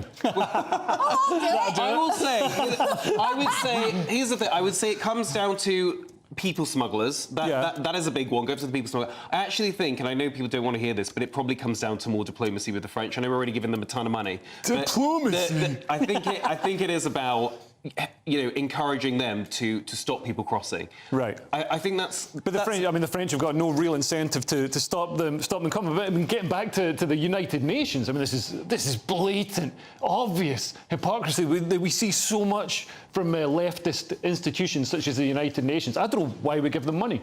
This is absolutely horrendous. I mean, because they're doing the exact thing that they constructed a legal team to stop our government doing. So my mind is completely blown. I mean, is it a case that the United Nations is so disparate the right hand doesn't know what the left hand is doing? Now, back to this fiver, Leo. I've got an idea. I've got an idea, right? See what you think, right? And I've said this to my husband. He thinks I'm mad, but that's normal. A booth right? A booth. A booth? A booth. Sherry booth. No, not a sherry booth, but like, you've got a booth in Calais. People can just queue up and go, hello, I'm here to apply for asylum in the UK. It's that little green blob just over the water there. And you just have a booth. Because everything's so complicated, right? You have to go online, you have to make applications, you have to do all this, that. Can't we just have a booth where people queue up and they go, I want asylum in the UK? You go, all right, what's your name? You write it down. Have a booth. And then they get asylum in the UK. Well, yeah, because if they pass, they pass, and then they just get a ticket and they come across on a solid ferry, like none of this dangerous rubbish. But I mean, surely the big issue with the illegal crossings is that these people, these men, the majority of them are men, they're gaming the asylum system to get here, Paul. They're not like a lot of them aren't genuine asylum seekers fleeing persecution and war. Because as far as we know, there isn't that much of it in France. There might be some dog poo on the pavement, but there's no war. No, exactly. And I was reading Love Letter to the West by Konstantin Kisin this week. First time I'd read it. Friend of the show, a friend of ours. And there's a statistic within his book that is a stark reminder of why this is such a big deal. In the 10 or so years of New Labour under Tony Blair, the amount of people we let into the UK via immigration was greater than the amount of people that came into the UK between 1066 and 1997 in terms of immigration. And I have since looked up that statistic, and it is true. It's a remarkable statistic. And I'm not saying at this point that all immigration is bad, because that would be wrong also. However, there is a finite amount of immigration. So the reason that policies like Rwanda come into fruition is because there's a serious issue. And Rwanda in particular, or third-party country as a policy, is a huge victim of party politics, because ultimately Labour will have to come up with something, and it will look very similar to Rwanda, and it might not even be in Rwanda. It might be the Mulligan-Tyre or what Tony Blair said in 2002. Well, yeah, it's interesting you bring that up, because it was revealed this week as well that Tony Blair was looking at a Rwanda-style plan. Didn't want to pay for those ridiculous airfares and pay, you know, a dictator in Africa. So he was going to do it on the island of Mull, off the coast of Scotland. So, you know, you can argue till the cows come home whether that's a good idea or not, but the problem exists and we need to have a solution. And the only way we're going to find out is to have a feasibility period where one of these solutions is able to be put into practice, whatever that is, because we don't have that at the moment. We don't have a proper deterrent. Stopping the dinghies and the people traffickers coming across from France has not worked. They're coming across in swathes because, let's face it, this is a great place to be, by comparison.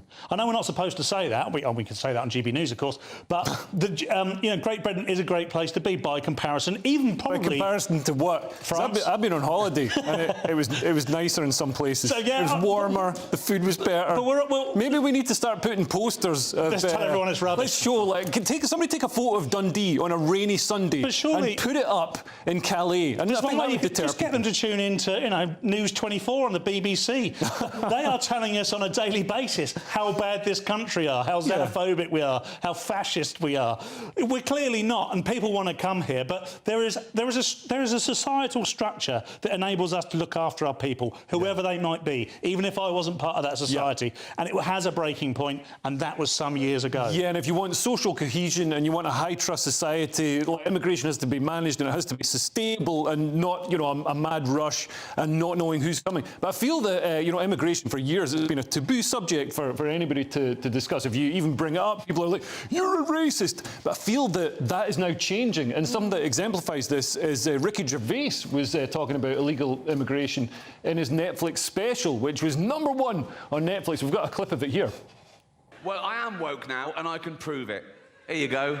I love illegal immigrants. Yeah, sue me now. Sometimes I go down to Dover for the day, right? And I look out, right? I look for a boat, and I see a dinghy with about 60 of them, and I go over here, like, right? And I pull them into shore, and I go, women and children first. They go, there are no women and children. Just you lads, is it? Just, come on, lads. Come on, lads. If I go down there one day and there's no boat, I am I just sort of wander into town, and I stand by the traffic lights, and I wait for a big lorry to pull up, right? And I look underneath, and there's a lad sort of clutching like that. And I go, where you headed? And he goes, Gary Lineker's house. I go, it's just down there. I mean, surely this shows that, you know, attitudes are changing and this is becoming something. People are so at the end of their tether with it, and it's so flagrantly obvious that it's unfair to have, you know, people skipping the queue in front of other people, that it's becoming some people, you know, Ricky Gervais, who's by no means, you know, a sort of a right-wing firebrand, controversial. I mean, he's a controversial comedian, but he's, you know, he's quite a right-on guy. He's discussing it and getting big laughs in his show. Definitely, and you can hear the roar of laughter in that crowd because everybody recognises that situation. Everybody recognises what he's talking about, and that's the thing. It's not that we don't want immigration. Of course we want immigration, but we want people to do it in the legal way, and we want them to come in and we say, yeah, we've got a load of job skills that we would love you to come and fill. Come and be part of our society, but not if you're already going to bypass the rules. Because if somebody's already going to bypass the rules and bypass everything that they need to do legally, why should they respect the rules once they're in the country as well? That's a great point. And also, I'm worried about the, you know, the sustainability of it. I mean, if we've got people coming into the country and that's outpacing the fertility rate in the UK and actually making it harder for people to have kids because they can't afford housing, there aren't enough services, you know, there's downward pressure on wages. I mean, I still think the #1 route for entry into the UK should be through a birth canal. Anyone in particular? I mean, I think it's going to be shared around, Paul. It's not. It can't all be done through one. It's the question to me. Very chafed. So, I mean, if you're asking me the question, I think, look, what Ricky Gervais is doing there is exactly what Diane said. He's highlighting something known as the truth. And the truth can be quite powerful. It can be quite powerful in terms of comedy. It can be quite powerful in terms of politics.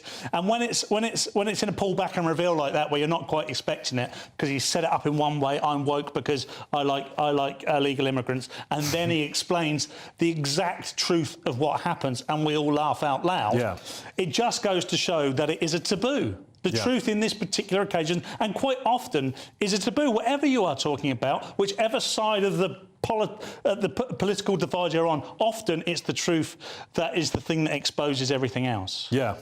I will say that I actually agree with you. I do think that for a while it was taboo. I don't think it is anymore, because we are getting those polls. You are getting things talked about in comedy. And I think, to your point as well, it's not that people are saying we don't want any immigration. I think what they want to see is just competency, that a government can say, this is how many people we need, this is the skills we need, and we can obviously take some people that are having a hard time in as well, and we'll set the number at this, and then make that happen. And I think it's just the years of a government proving they just have no control over anything. That people are saying, well, no, hold on, and you know, and I think that idea that you're a bad person for talking about it, that has shifted a little bit now. Yeah, a competent government. Can we ever dream of having such a thing? Anyway, speaking of Ricky Gervais, we'll be looking at the clash of the comics after the break as his new Netflix special once again sparks controversy. Stay with us.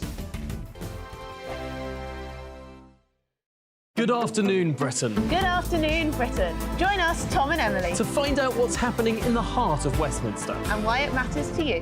Weekdays from midday, we bring you the most compelling stories from across the United Kingdom. And from your doorstep to our inbox. That's right, we want to hear from you. GB News, Britain's news channel. Wake up to the headlines with Headliners every morning at 5 a.m. We treat you to the day's biggest stories before anyone else, 7 days a week. You can catch up on everything you need to know before you've even had your kippers. Headliners every morning at 5 a.m, only on GB News, the People's Channel, Britain's news channel.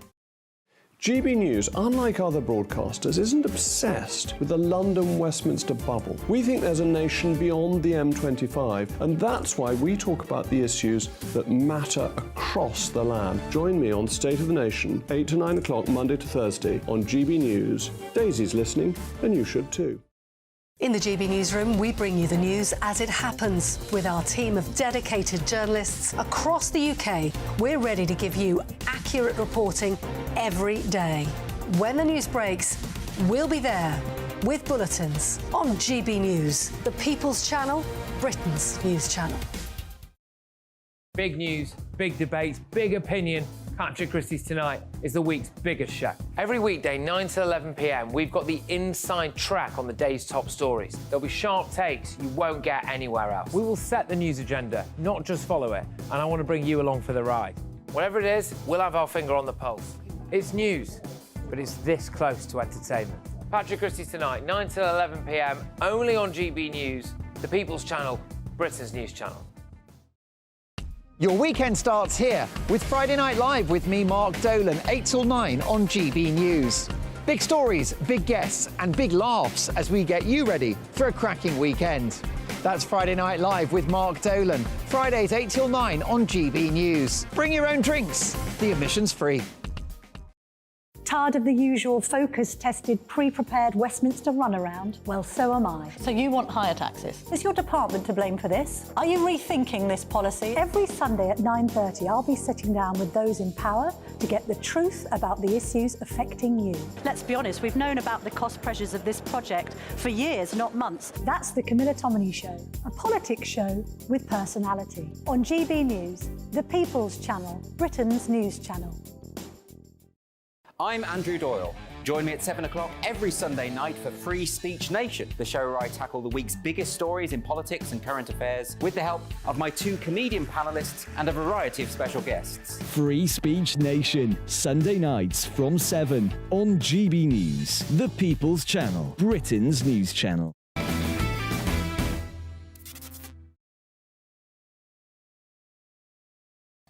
We were talking about Ricky Gervais before the break, and every time he does a controversial Netflix stand-up special, particularly when he makes fun of trans issues, there's a certain clip that does the rounds. It's from back in 2019, so have a listen.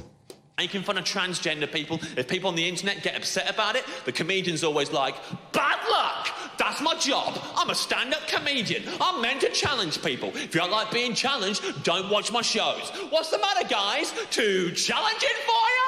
That's my job. I'm a stand-up comedian. I'm meant to challenge people. If you don't like being challenged, don't watch my shows. What's the matter, guys? To challenge it for you?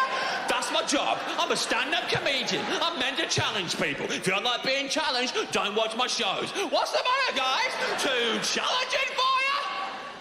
Oh, yeah, because you know who's been long overdue a challenge? The trans community. Oh, they've had their guard down for too long, if you ask me. James Acaster there, fantastic comedian, slightly overusing the comedic technique of repetition there, but I've got legendary comedian and screenwriter Graham Linehan with me. Graham, what do you make of this clip? Well, you know, here's the thing. I consider someone like James McAllister to be what I call a regime comedian, in that he makes comedy that's acceptable by the current regime, which is the left-wing kind of stranglehold over the arts and culture. That includes like left-wing beliefs that men can be women and children need to be put on, permanent medical pathways. He would not say a word about any of these issues himself. So the only way he can go viral is by attacking a comedian who's brave enough to address these issues. Now, there's a separate conversation to be had over whether Ricky's stuff is hacky, you know. And personally, I'm not a huge fan of his. I'm not a huge fan of anti-woke comedy. I think like woke comedy and anti-woke comedy is equally. It's just a waste of our time because it's based on nonsense. Well, yeah, sometimes I feel that people watch comedy to get upset about it. Left-wing people or woke people watch Ricky Gervais to get upset, and then people on the right do the same with James Acaster or whoever it is. In fact, I used to do a show every month at Top Secret Comedy Club in London, and they got a complaint email in that said, we came to see Leo Kers's show in July, and it was horrific and offensive and terrible. And we came back to see it again in October, and he was still horrific and offensive and terrible. When are you going to stop booking him? And it's like, there are other entertainment choices. Some of the criticisms that are levelled. The food was terrible, but such big portions. And some of the criticisms against Ricky Gervais are that he punches down. I mean, this seems in itself to be quite a sort of a transphobic thing to say that trans people are on a lower rung in society. It seems a strange thing to say since trans people seem to be making all our laws at the moment. Yeah, and they have an awareness week every week. as someone pointed out tonight. There's no week that you're not allowed to be aware of trans people. And McCaster's routine is like very dishonest in a very specific way that I really want people to try and take on board. We still do not know what the word transgender means or transgender people. So when McCaster says, oh, these poor people, who's he talking about? Eddie Izzard, who's probably richer than McCaster is, whose career is more secure than McCaster because he's trans, so he has like that extra degree of protection around him. Because people like McCaster are now being paid to look the other way on these issues, you know? And so, as I say, if you think about all woke comedians, Trevor Noah, you remember before Trevor Noah, Jon Stewart used to go viral every week. And then Trevor Noah came along with the arrival of kind of woke comedy and woke opinions, which is always the opposite to what it's supposed to be. It's people who are deliberately asleep to what's going on. And none of their stuff goes viral. It never goes viral.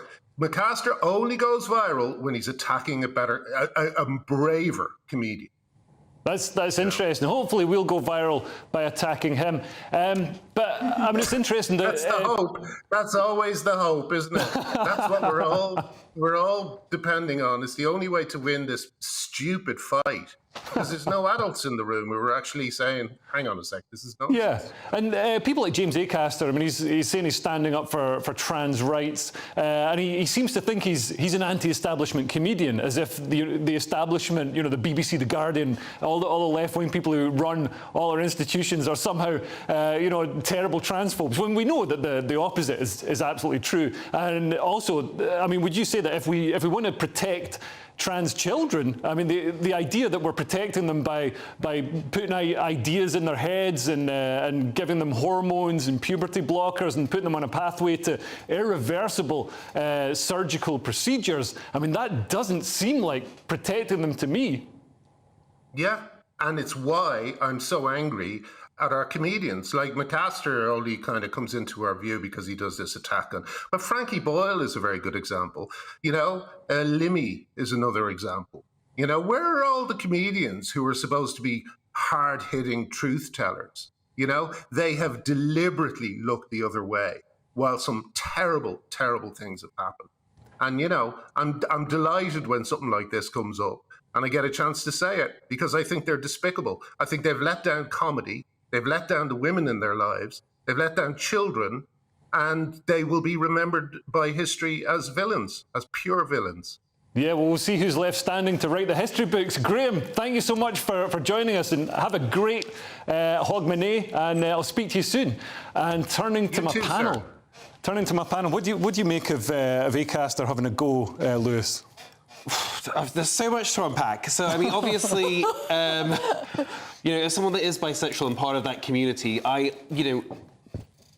the trans debate has gotten so toxic, and I always go back to, you know, imagine you are, you know, a young kid watching GB News right now, your parents have got it on, and you know you're trans, and you do want to talk about it with them, and then you've just listened to something like that, and you're not doing it for attention, you're not doing it because you want to get in the girls' bathroom, you genuinely have gender dysphoria. And I think that this is a real issue of our time, and I think that we're trying to figure out what the best thing to do for everyone is, and how do we accommodate people that are trans, and what's the right thing to do, what's the wrong thing to do. And it is so easy to start chipping away. Well, that makes no sense, and we can make a joke out of it. And there are real people there that, and of course, I mean, I've got to take issue with this because you're saying, the children out there who know that they're trans. I mean, how can you know that you're trans before you've? I mean, maybe there's a small proportion of people who genuinely, will continue. There are less than I think it's like 500,000 trans people in the UK in total. Yeah, and there's been a huge, it's a tiny,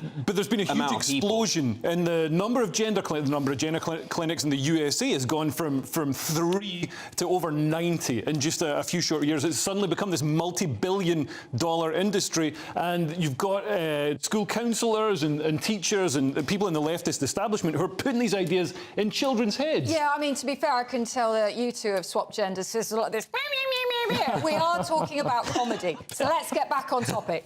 So we have Gervais doing this brilliant routine and the whole kind of the snotty reviewers who are like, oh no, he can't terribly be funny because he's popular and I don't like that everybody's laughing at his things. But then you have Acaster, who is also a very popular comedian, and he is using Gervais's name as a punchline. Yeah.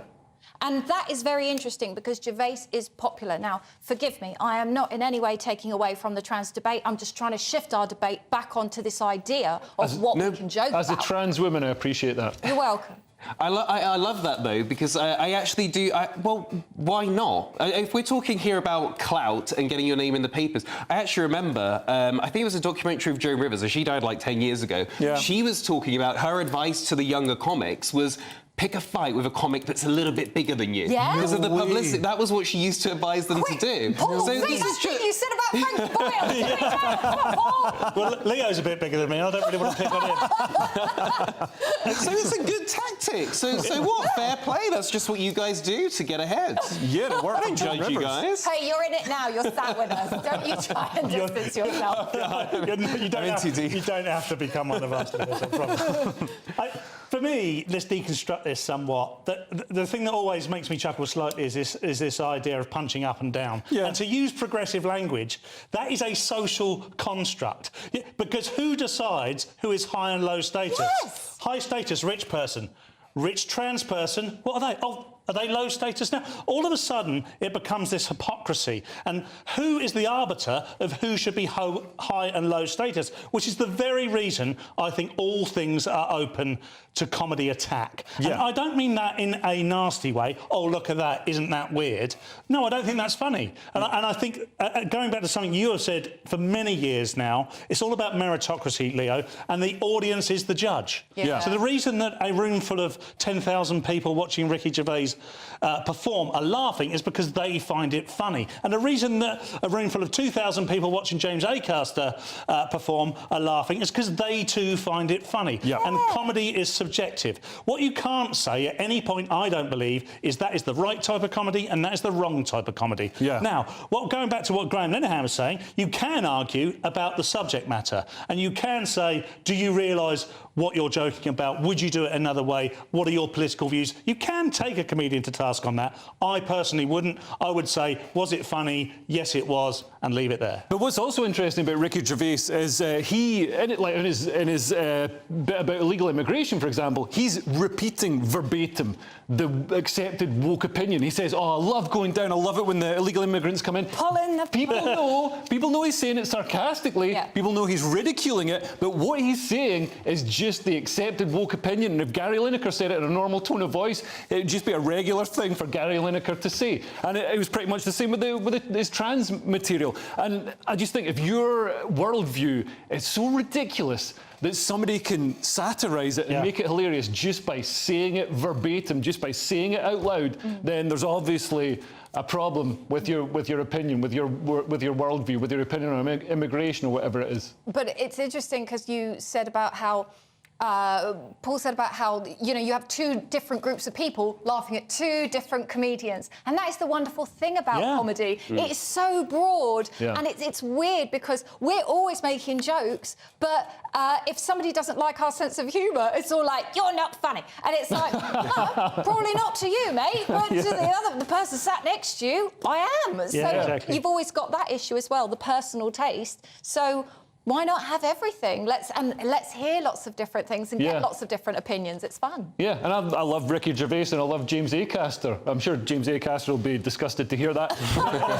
After the break, if you're off sick from work, how's this for a helpful suggestion? Just go for a run. We'll discuss it in a few minutes. Your weekend starts here with Friday Night Live with me, Mark Dolan, 8 till 9 on GB News. Big stories, big guests and big laughs as we get you ready for a cracking weekend. That's Friday Night Live with Mark Dolan. Fridays 8 till 9 on GB News. Bring your own drinks. The admission's free. Wake up to the headlines with Headliners every morning at 5 a.m. We treat you to the day's biggest stories before anyone else, 7 days a week. You can catch up on everything you need to know before you've even had your kippers. Headliners every morning at 5 a.m, only on GB News, the People's Channel, Britain's news channel. In the GB Newsroom, we bring you the news as it happens. With our team of dedicated journalists across the UK, we're ready to give you accurate reporting every day. When the news breaks, we'll be there with bulletins on GB News, the People's Channel, Britain's news channel. Big news, big debates, big opinion. Patrick Christie's Tonight is the week's biggest show. Every weekday, 9 to 11 p.m, we've got the inside track on the day's top stories. There'll be sharp takes you won't get anywhere else. We will set the news agenda, not just follow it, and I want to bring you along for the ride. Whatever it is, we'll have our finger on the pulse. It's news, but it's this close to entertainment. Patrick Christie's Tonight, 9 to 11 p.m, only on GB News, the People's Channel, Britain's news channel.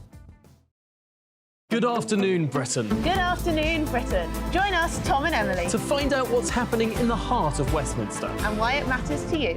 Weekdays from midday, we bring you the most compelling stories from across the United Kingdom. And from your doorstep to our inbox, That's right, we want to hear from you. GB News, Britain's news channel.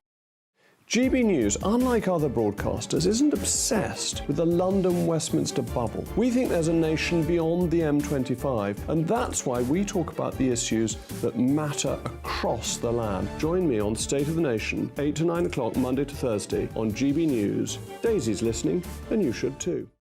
I'm Andrew Doyle. Join me at 7 o'clock every Sunday night for Free Speech Nation, the show where I tackle the week's biggest stories in politics and current affairs with the help of my two comedian panellists and a variety of special guests. Free Speech Nation, Sunday nights from 7 on GB News, the People's Channel, Britain's news channel. GB News is Britain's news channel, and now you can support it. All you have to do is scan that QR code that's up on your screen right now, or you can go to gbnews.com/support and become a GB News member. You'll have fantastic benefits. We're also going to organise special events where you as GB News members can meet the presenters, the on-screen faces. Scan the QR code or go to gbnews.com/support. Thank you so much.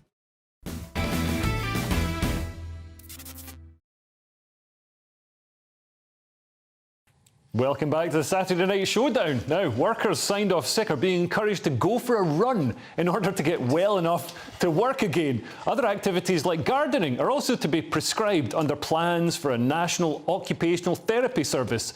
Someone who knows how to stay fit at any age is Diana Moran. Let's get her recommendations. Hi, Diana. Thanks so much for joining us. It's my pleasure to join you. Yes, there's quite a lot that you can do. I'm 84 and I still do quite a lot to keep myself fit and active. And I still work, of course.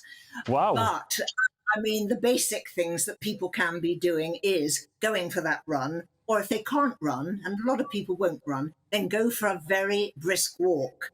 And that'll put the heart rate up, get the heart and the lungs working really, really well. And, of course, keep your bones strong as well. And if you can't do any of that, get out there and do a bit of gardening. Right, and Diana, what's your daily routine? What does it look like? It's slower than it was, let's put it that way. My daily routine is a particular movement that I do when I get out of bed to stretch the whole of my body, make me feel that I'm coming alive. And then if you knew me and you knew where I live here, I'm up and down 3 flights of stairs all day long. I'm a very, very busy person. Walk when I can, walk when I can. Well, it's certainly working for you, Diana. Like, I would never have thought that you're 84. That's incredible. And I mean, do you think this is a sign that the government is starting to be more holistic about health, and instead of just treating people when they get ill, they're looking to get ahead of that and help people to stay healthy before they get ill? And this is exactly what they should be doing. I was looking at a report in October 2023, and nearly 29 of the UK population is obese. That's just awful. And it's one of the highest rates in Europe. So we should be very, very ashamed of that. And what's worrying is that people, perhaps of your age, I'm not quite sure how old you are, but 27. people are... Oh, 27. Right, okay. But when you're old, So when you're 45 to 74, that's the age group where 3/4 of the people are overweight.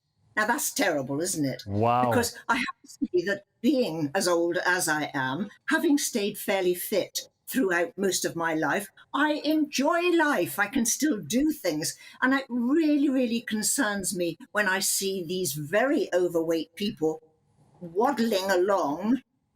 They're not able to enjoy anything that I do in the same way. And, you know, when they get to my age, they will be sitting there. They won't have had the satisfaction of their jobs either. So they've got to do something about it. And of course, watch the diet as well. Yeah, and I mean, we're seeing people that are having their lives cut short because they're obese. But as you say, they're also not getting the full enjoyment out of life because they can't move around. They can't, you know, have that kind of fun. I mean, what would you say to someone who's maybe out there might have indulged a bit too much over the Christmas period to sort of kickstart a healthier lifestyle? What's the best way of sort of easing into it? Well, I love to keep things really, really simple. So I always quote the 3 Fs. Look at your diet and eat more fish, fruit, and fiber. And then look at the diet again and eat less of the 4 S's. So that's pre-prepared food with saturated fats, of course, salt and sugar. And all these sorts of things are going to keep you in a better shape. And if you're in a better shape, then you can feel proud of yourself. And then you want to go out and do all these things that, you know, we should be able to do as life goes on. I mean, we've got to get people back to work. You're talking about bringing in all the immigrants. Those immigrants, in all fairness, many, many of them are filling the jobs that an awful lot of these overweight people should be doing, but can't do because of their excess weight. And if they lose the weight, then they would be physically, mentally, much better in their heads. They'd be happier altogether and they'd be in a better shape. Why don't they look in the mirror? Dan, I completely agree. Obese people are responsible for the small boats crossings. Dana, it's been an absolute inspiration to talk to you. I hope you have a fantastic Hogmanay, and I hope you let your 3 S's and your 3 F's slide a little bit so you can have a mince pie. But thanks so much for joining us. Have a great one. Now I'll speak to my panel about that, because I've noticed on social media it's become a thing. This sort of they call it fat acceptance or body positivity, and so you've got all these social media influencers who are influencing people to basically sit around getting fat, and they post on social media, they say, oh, I'm healthy at any size. They do unfortunately drop down dead a few years later. But do you think this is a malaise of our time, Diane? Possibly. I think that the body, the fat positivity movement is kind of going the other way now, because I believe 4 quite influential fat positive people have very recently died. Yeah. And so did a few of the people carrying the coffins. They've got very bad backs. So that has happened recently, but this scheme is to try and get people to recover quicker so that they can get back into work.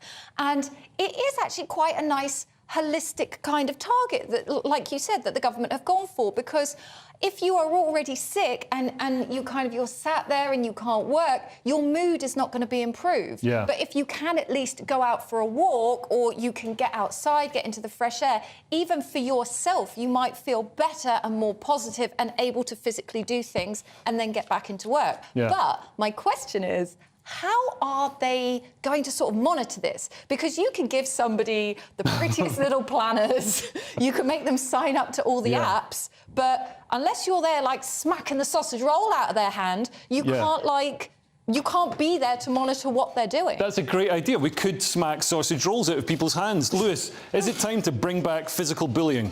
No. As Diane was saying. I don't think that's gonna help, especially because I think the point here is about mental health. I think is that when you get off sick and then you're stuck in bed, then it becomes a mental health thing. So the idea is get out, get physical, run, and if you can't run, walk. I cannot run, so I do a lot of walking because that's the only thing you can do when you're a dad that sleeps deprived. He's like, oh, I can't go to the gym, I can't do any running, but I can walk and push a pram just about. And that's what's kept me in such good shape for the last 3 years. Yeah. No, I do think the only thing I don't like about this is that it's basically saying that your boss, who's signed you off sick, is going to be encouraging you to do exercise. It's none of their damn business. I don't want my boss telling me... What do you mean it's none of their business? Like, surely if you're off sick, costing them money and costing the taxpayer money, costing not Gary Lineker, but people who pay their taxes. If you are signed off sick, that is your private medical business, and you and your doctor can decide what course of action is. Shouldn't it be your boss calling you up saying, I can see you haven't done any steps today, or something like that? I think that's a really dodgy place to go. What's next? Is my boss going to tell me what medication I can and cannot have? That's a great idea. This guy's finally coming up with solutions. Amazing. I mean, Paul, what do you think? I mean, I think, you know, that a boss should be involved in this if you're costing the boss money. Well, as a member of the fat community, if I wasn't, I would be outraged if I wasn't so sleepy. When you talked about sausage rolls, I started daydreaming, and I came back round, and Lewis was talking about the boss telling you what medication you could have, and I started thinking about sausage rolls again. So, but do you know what? I'm a libertarian, so I agree with Lewis. Lewis is right. There is an element of this which, you know what, people are allowed to get fat if they want to. Now, of course, there is a health risk here, and there's a societal risk in terms of the cost to society, because if you are overweight and you're unhealthy and you're a drain on the services, and it's something you can do to prevent it, of course, I understand all of that. The idea that a boss would get involved is a bit tricky for me. However, this whole thing is pretty positive. It's something everybody can do. By the way, Diana Moran... Amazing. I almost sensed some flirting there, by the way, Leo, with you and Diana, which I was quite impressed with, mate. Didn't know there was still some life for the old dog. But talking about you, not Diana, by the way. Do you know what? I can't find an issue with this. I mean, I would say I wouldn't like it if my boss called me up and told me I should lose weight and eat better, but I'm on Headliners 3 nights of the week, where at least one host a week says you should lose weight and eat better, Paul. I thought you were going to say I'm on Headliners 3 times a week, and that's like going to the gym. Because that is not... You're literally sitting down the whole time. It's not like going to the gym. That's all.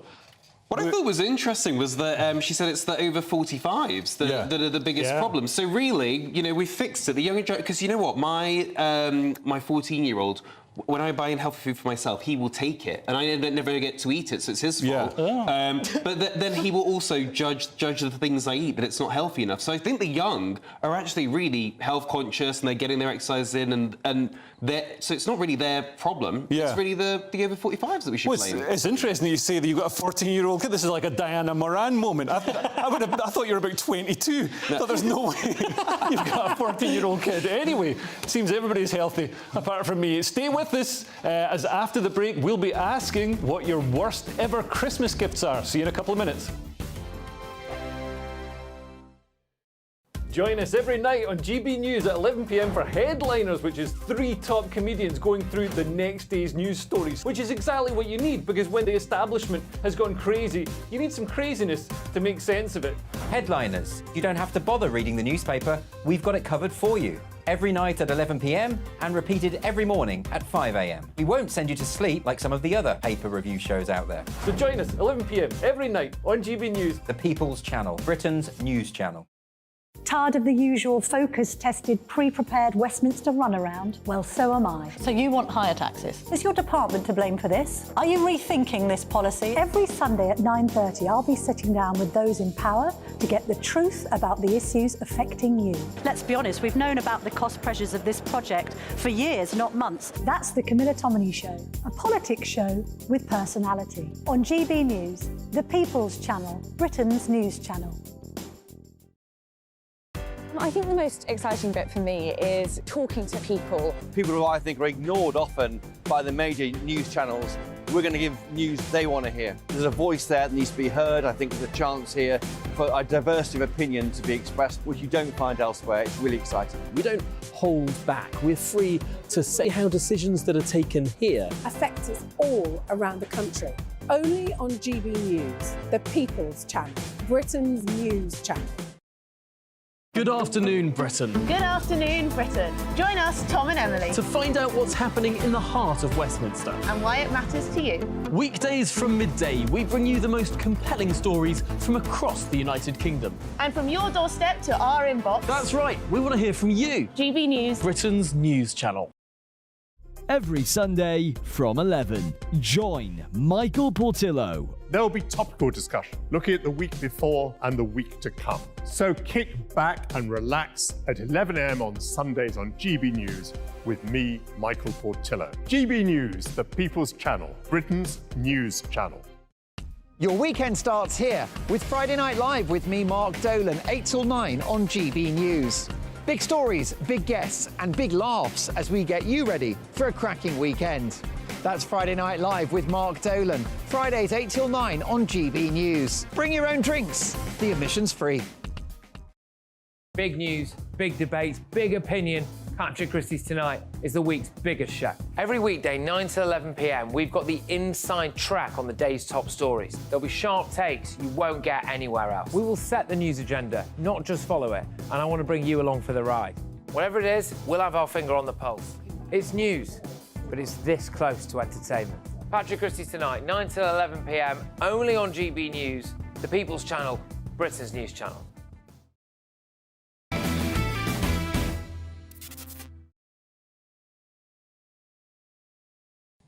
To close the show out, we're asking you a simple question. What are the worst Christmas gifts you've ever received?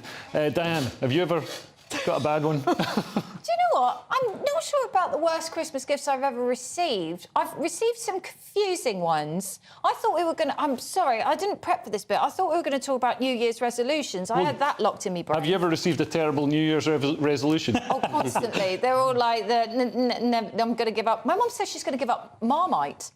That's an easy one to give up. No, it's not. It's disgusting. It's delicious. Like, I don't know how she's going to cope. She's going to cut down on Marmite and cheese. I'm really worried about her mental state. Well, I'm relaxed about her kidney stones. I mean, that sounds like an excellent dietary move.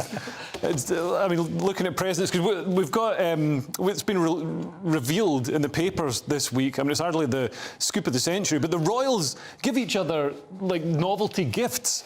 Apparently because, I guess if you can buy a diamond-encrusted sceptre, you don't really... There's no point, like, trying to find a nice gift. So some of the novelty gifts they've got, Kate got a grow-your-own girlfriend kit for Harry. We can see how that turned out. And then he married her. And, somebody else got a leather toilet seat, which just sounds like... Yeah, that sounds like a hygiene Wait, nightmare. I've heard this before. Is this a real thing? This is a real thing. I just read it in Hello Magazine. They got them a leather toilet seat. A leather toilet seat. Is that not like some kind of fetish thing? Yeah, like, possibly. Well, also, I'd be worried about it sticking when you stand up, because you know what leather couches are like in the summer. I've heard if you ever get into a Mercedes bucket seat wearing Speedos, oh my God, you need to be prized out of that. That's my entire summer. What sort of red letter day is that? I know a bad present I gave someone. Oh yeah, what was it? Oh yeah, so my husband and I were driving along and we saw a microlight in the sky, and he says, "Wow, that would be great." But that's what I thought he said. And he actually said, "Wow, that would be great." And so I got him a microlight day out. And he didn't know what it was, but the day before he opened it, he had been watching microlight crashes on YouTube. And he thought it was the same as basically strapping a kite to a lawnmower and entrusting your life to it. Yeah. So when he opened... He thought you were just after the life insurance. Well, when he got the card, my husband's really into Formula One, and there was a Formula One car, like, printed, because it's like days out and experience. Oh, yeah, He's like, "Oh, you're amazing, you've got me a..."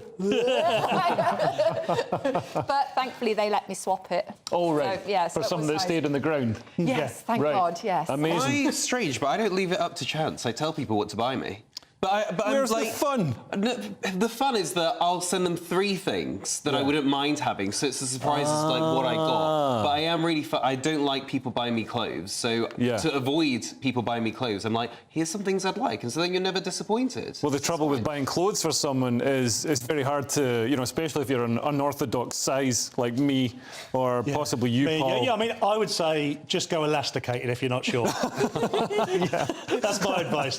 We're back on the Speedos. Is that what we're talking about? I was once given Sensodyne toothpaste as a Christmas present. You were given what? Unironically, Sensodyne toothpaste. How kind. Like a lot of packs of Sensodyne? Just one Sensodyne Yeah, there you go, mate. toothpaste. And I do brush my teeth regularly, but I'd never complained about having sensitive teeth. Yeah. Sensodyne toothpaste. Who got you that? It was a relative who's now since passed. Right. Because they died after you stabbed them with the toothbrush. No, that was never proven, Diane. You know. Do you have any New Year's resolutions? I've got one. What? I'm going to go swimming. Right, great. Yeah, I'm really excited about that. That's just a thing to do. Yeah, that sounds like... It's a resolution for me because, like... Can you swim? I do. Well, I used to swim quite a lot, but now I'm in southwest London. They've closed my local pool and they didn't build a new one, so I am waterless. But my parents live near Bournemouth, so at some point I'm determined to get in the sea because I didn't swim once in 2023. So you're going to go for a swim and your mum's giving up Marmite. These are very achievable. I mean, aim high, Diane. What about yourselves? You're going to open a cupboard door and close it again? Yeah. Eat some spaghetti hoops? I've got 2 this year. One is that I actually want to make more of like the celebrations. Like I'm so terrible for being like, oh my God, it's Valentine's Day today, or it's Pancake Day, or even like, oh, it's my mom's birthday. I actually want to like get ahead and like, you know, really make people feel special and do things. That's number one. And the other one, I mean, it's a bit deep, but I want to actually, because when you're a dad and you're so sleep deprived, it's like, oh, I'm just surviving. I actually want to start feeling like these are the golden years. Like, I'll miss these and like actually try and take a moment to slow down and be like, no, this is good, even though you're exhausted. Yeah. No, having kids is amazing. Yeah. I mean, my New Year's resolution is the same every year, to make it to the next one alive. It's just, you know, no type 2 again, fingers crossed. We've finally got a lower bar than going for a swim. That's amazing. just get to the end, you know. It's cold out there. Get the sausage roll countdown. You're giving me grief. I've got anemia. Like, you could go in July when it's warm. Yeah, you haven't got to go in the sea, by the way. I can't do my Year's resolution for the first 6 months. That's how hard it is. You're going to be champing at the bit, and yeah, you're just going to be dodging accidents. I'll be champing at the bit if there's some available. We're not sure. Not sure what it's a bit of, but that's it for the Saturday Night Showdown tonight. But please keep watching GB News, because later on tonight at 11 p.m. we've got headliners, which is 3 top comedians, not the ones on the panel tonight, but 3 other top comedians going through the next day's news stories. You'll get tomorrow's newspapers tonight, and next we've got Andrew Doyle, GB News royalty, taking over with GB News Tonight. Thanks for watching. Goodbye. Looks like things are heating up. Boxed boilers, sponsors of weather on GB News. Hello there, welcome to your latest GB News weather forecast. I'm Craig Snell. Well, looking ahead to New Year's Eve, for most of us, we're going to end 2023 on a fairly showery note, and for some in the south, it's still going to be pretty blustery. So as we end Saturday, we've still got this area of low pressure really dominating proceedings. This cold front will continue to spread its way eastward across the country. Some fairly heavy rain on it and some strong and gusty winds. It will become quite slow moving across the very far north of Scotland as we go through the course of the night. Then behind it, it is a mixture of clear spells and a scattering of showers. In the clearer skies, it will turn quite chilly, but I think most of us frost-free away from Scotland. So into New Year's Eve, any overnight rain will quickly clear the far east of England, and for many of us it's a mixture of sunny spells and scattered showers. Some of the showers, especially come the afternoon, will be heavy and thundery, but the rain across the very far north of Scotland, especially for Shetland, really just staying there all day. For many, a slightly cooler day than today, but still not doing too badly for the time of year. Looking ahead to New Year's Day, for many northern areas, it's a mixture of some bright spells, but a scattering of showers once again. Further south, a much drier and brighter day. A brief respite in the weather before, unfortunately, further rain comes in later on in the day, and that sets us up for a fairly unsettled few days as we start 2024. A brighter outlook with Box Solar, sponsors of weather on GB News.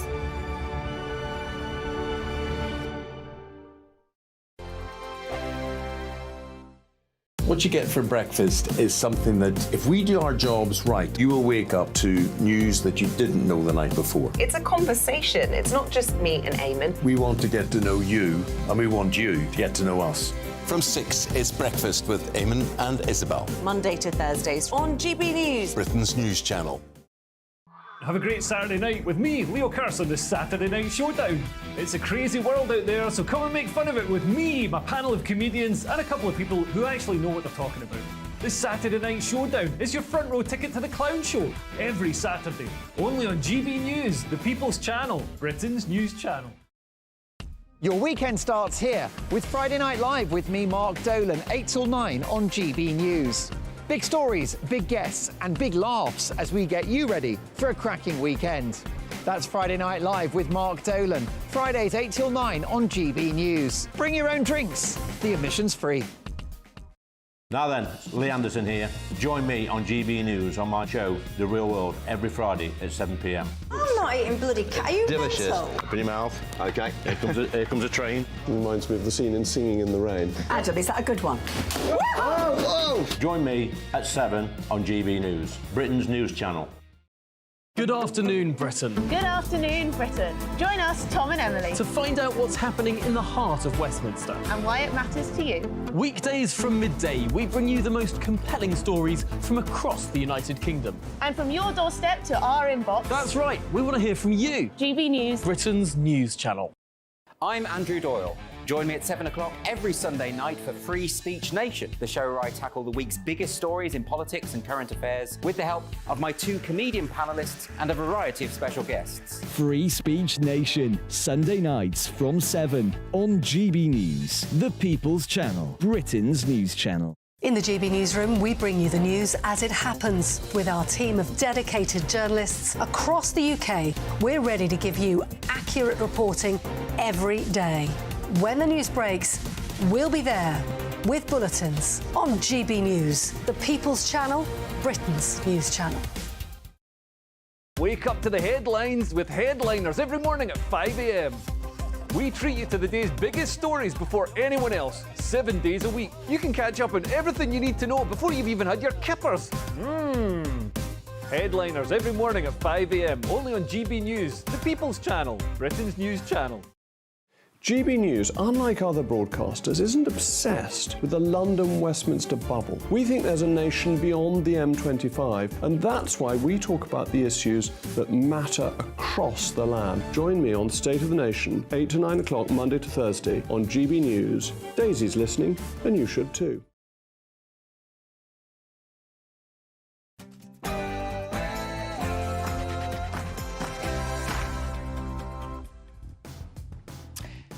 Welcome. Tonight with me, Andrew Doyle. It's the era of thought crime. Police Scotland record 3,800 non-crime hate incidents in 1 year. Is it time to consign Orwell's dystopia to the world of fiction? As it's revealed a record 2.6 million people are off work because of long-term sickness, is it offensive for bosses to offer running club memberships to their staff? Are trans athletes stealing medals from female competitors? Biological men competing in women's sport is an issue that just won't go away. When will the madness end? Ricky Gervais has fallen victim to a woke pile-on over the festive season, including from his fellow comics. So what does this say about the state of comedy and society today? And as it's announced, the UN have sent 153 migrants to Rwanda, despite thwarting Britain's own deal and telling us Rwanda isn't safe. Is this hypocrisy of the highest level? All this and more after the news headlines with Sophia Wensler.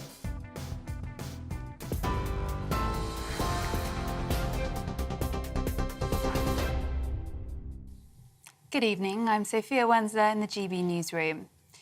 New Year's plans have been ruined for thousands of people after Eurostar cancelled all trains to and from London, causing travel chaos. The company apologised after a tunnel was flooded, apparently caused by a burst pipe connected to the fire safety system. Up to 35,000 passengers have been affected, with many left stranded at London's St Pancras station. Eurostar says services will be up and running tomorrow after flooding in the tunnel was brought under control, although speed restrictions may lead to some delays. And forecasters are warning people to take care ahead of New Year celebrations. Heavy rain and strong winds are expected in many parts of the country, with parts of Scotland likely to see significant levels of snow. The Met Office says yellow alerts are in place until 3 a.m. tomorrow. A third man has died following a house fire in South London. Emergency services were called to an address on Sandstead Road in Croydon just before 11 o'clock last night. 2 men were pronounced dead at the scene. The Met Police say a third man, believed to be in his 30s, died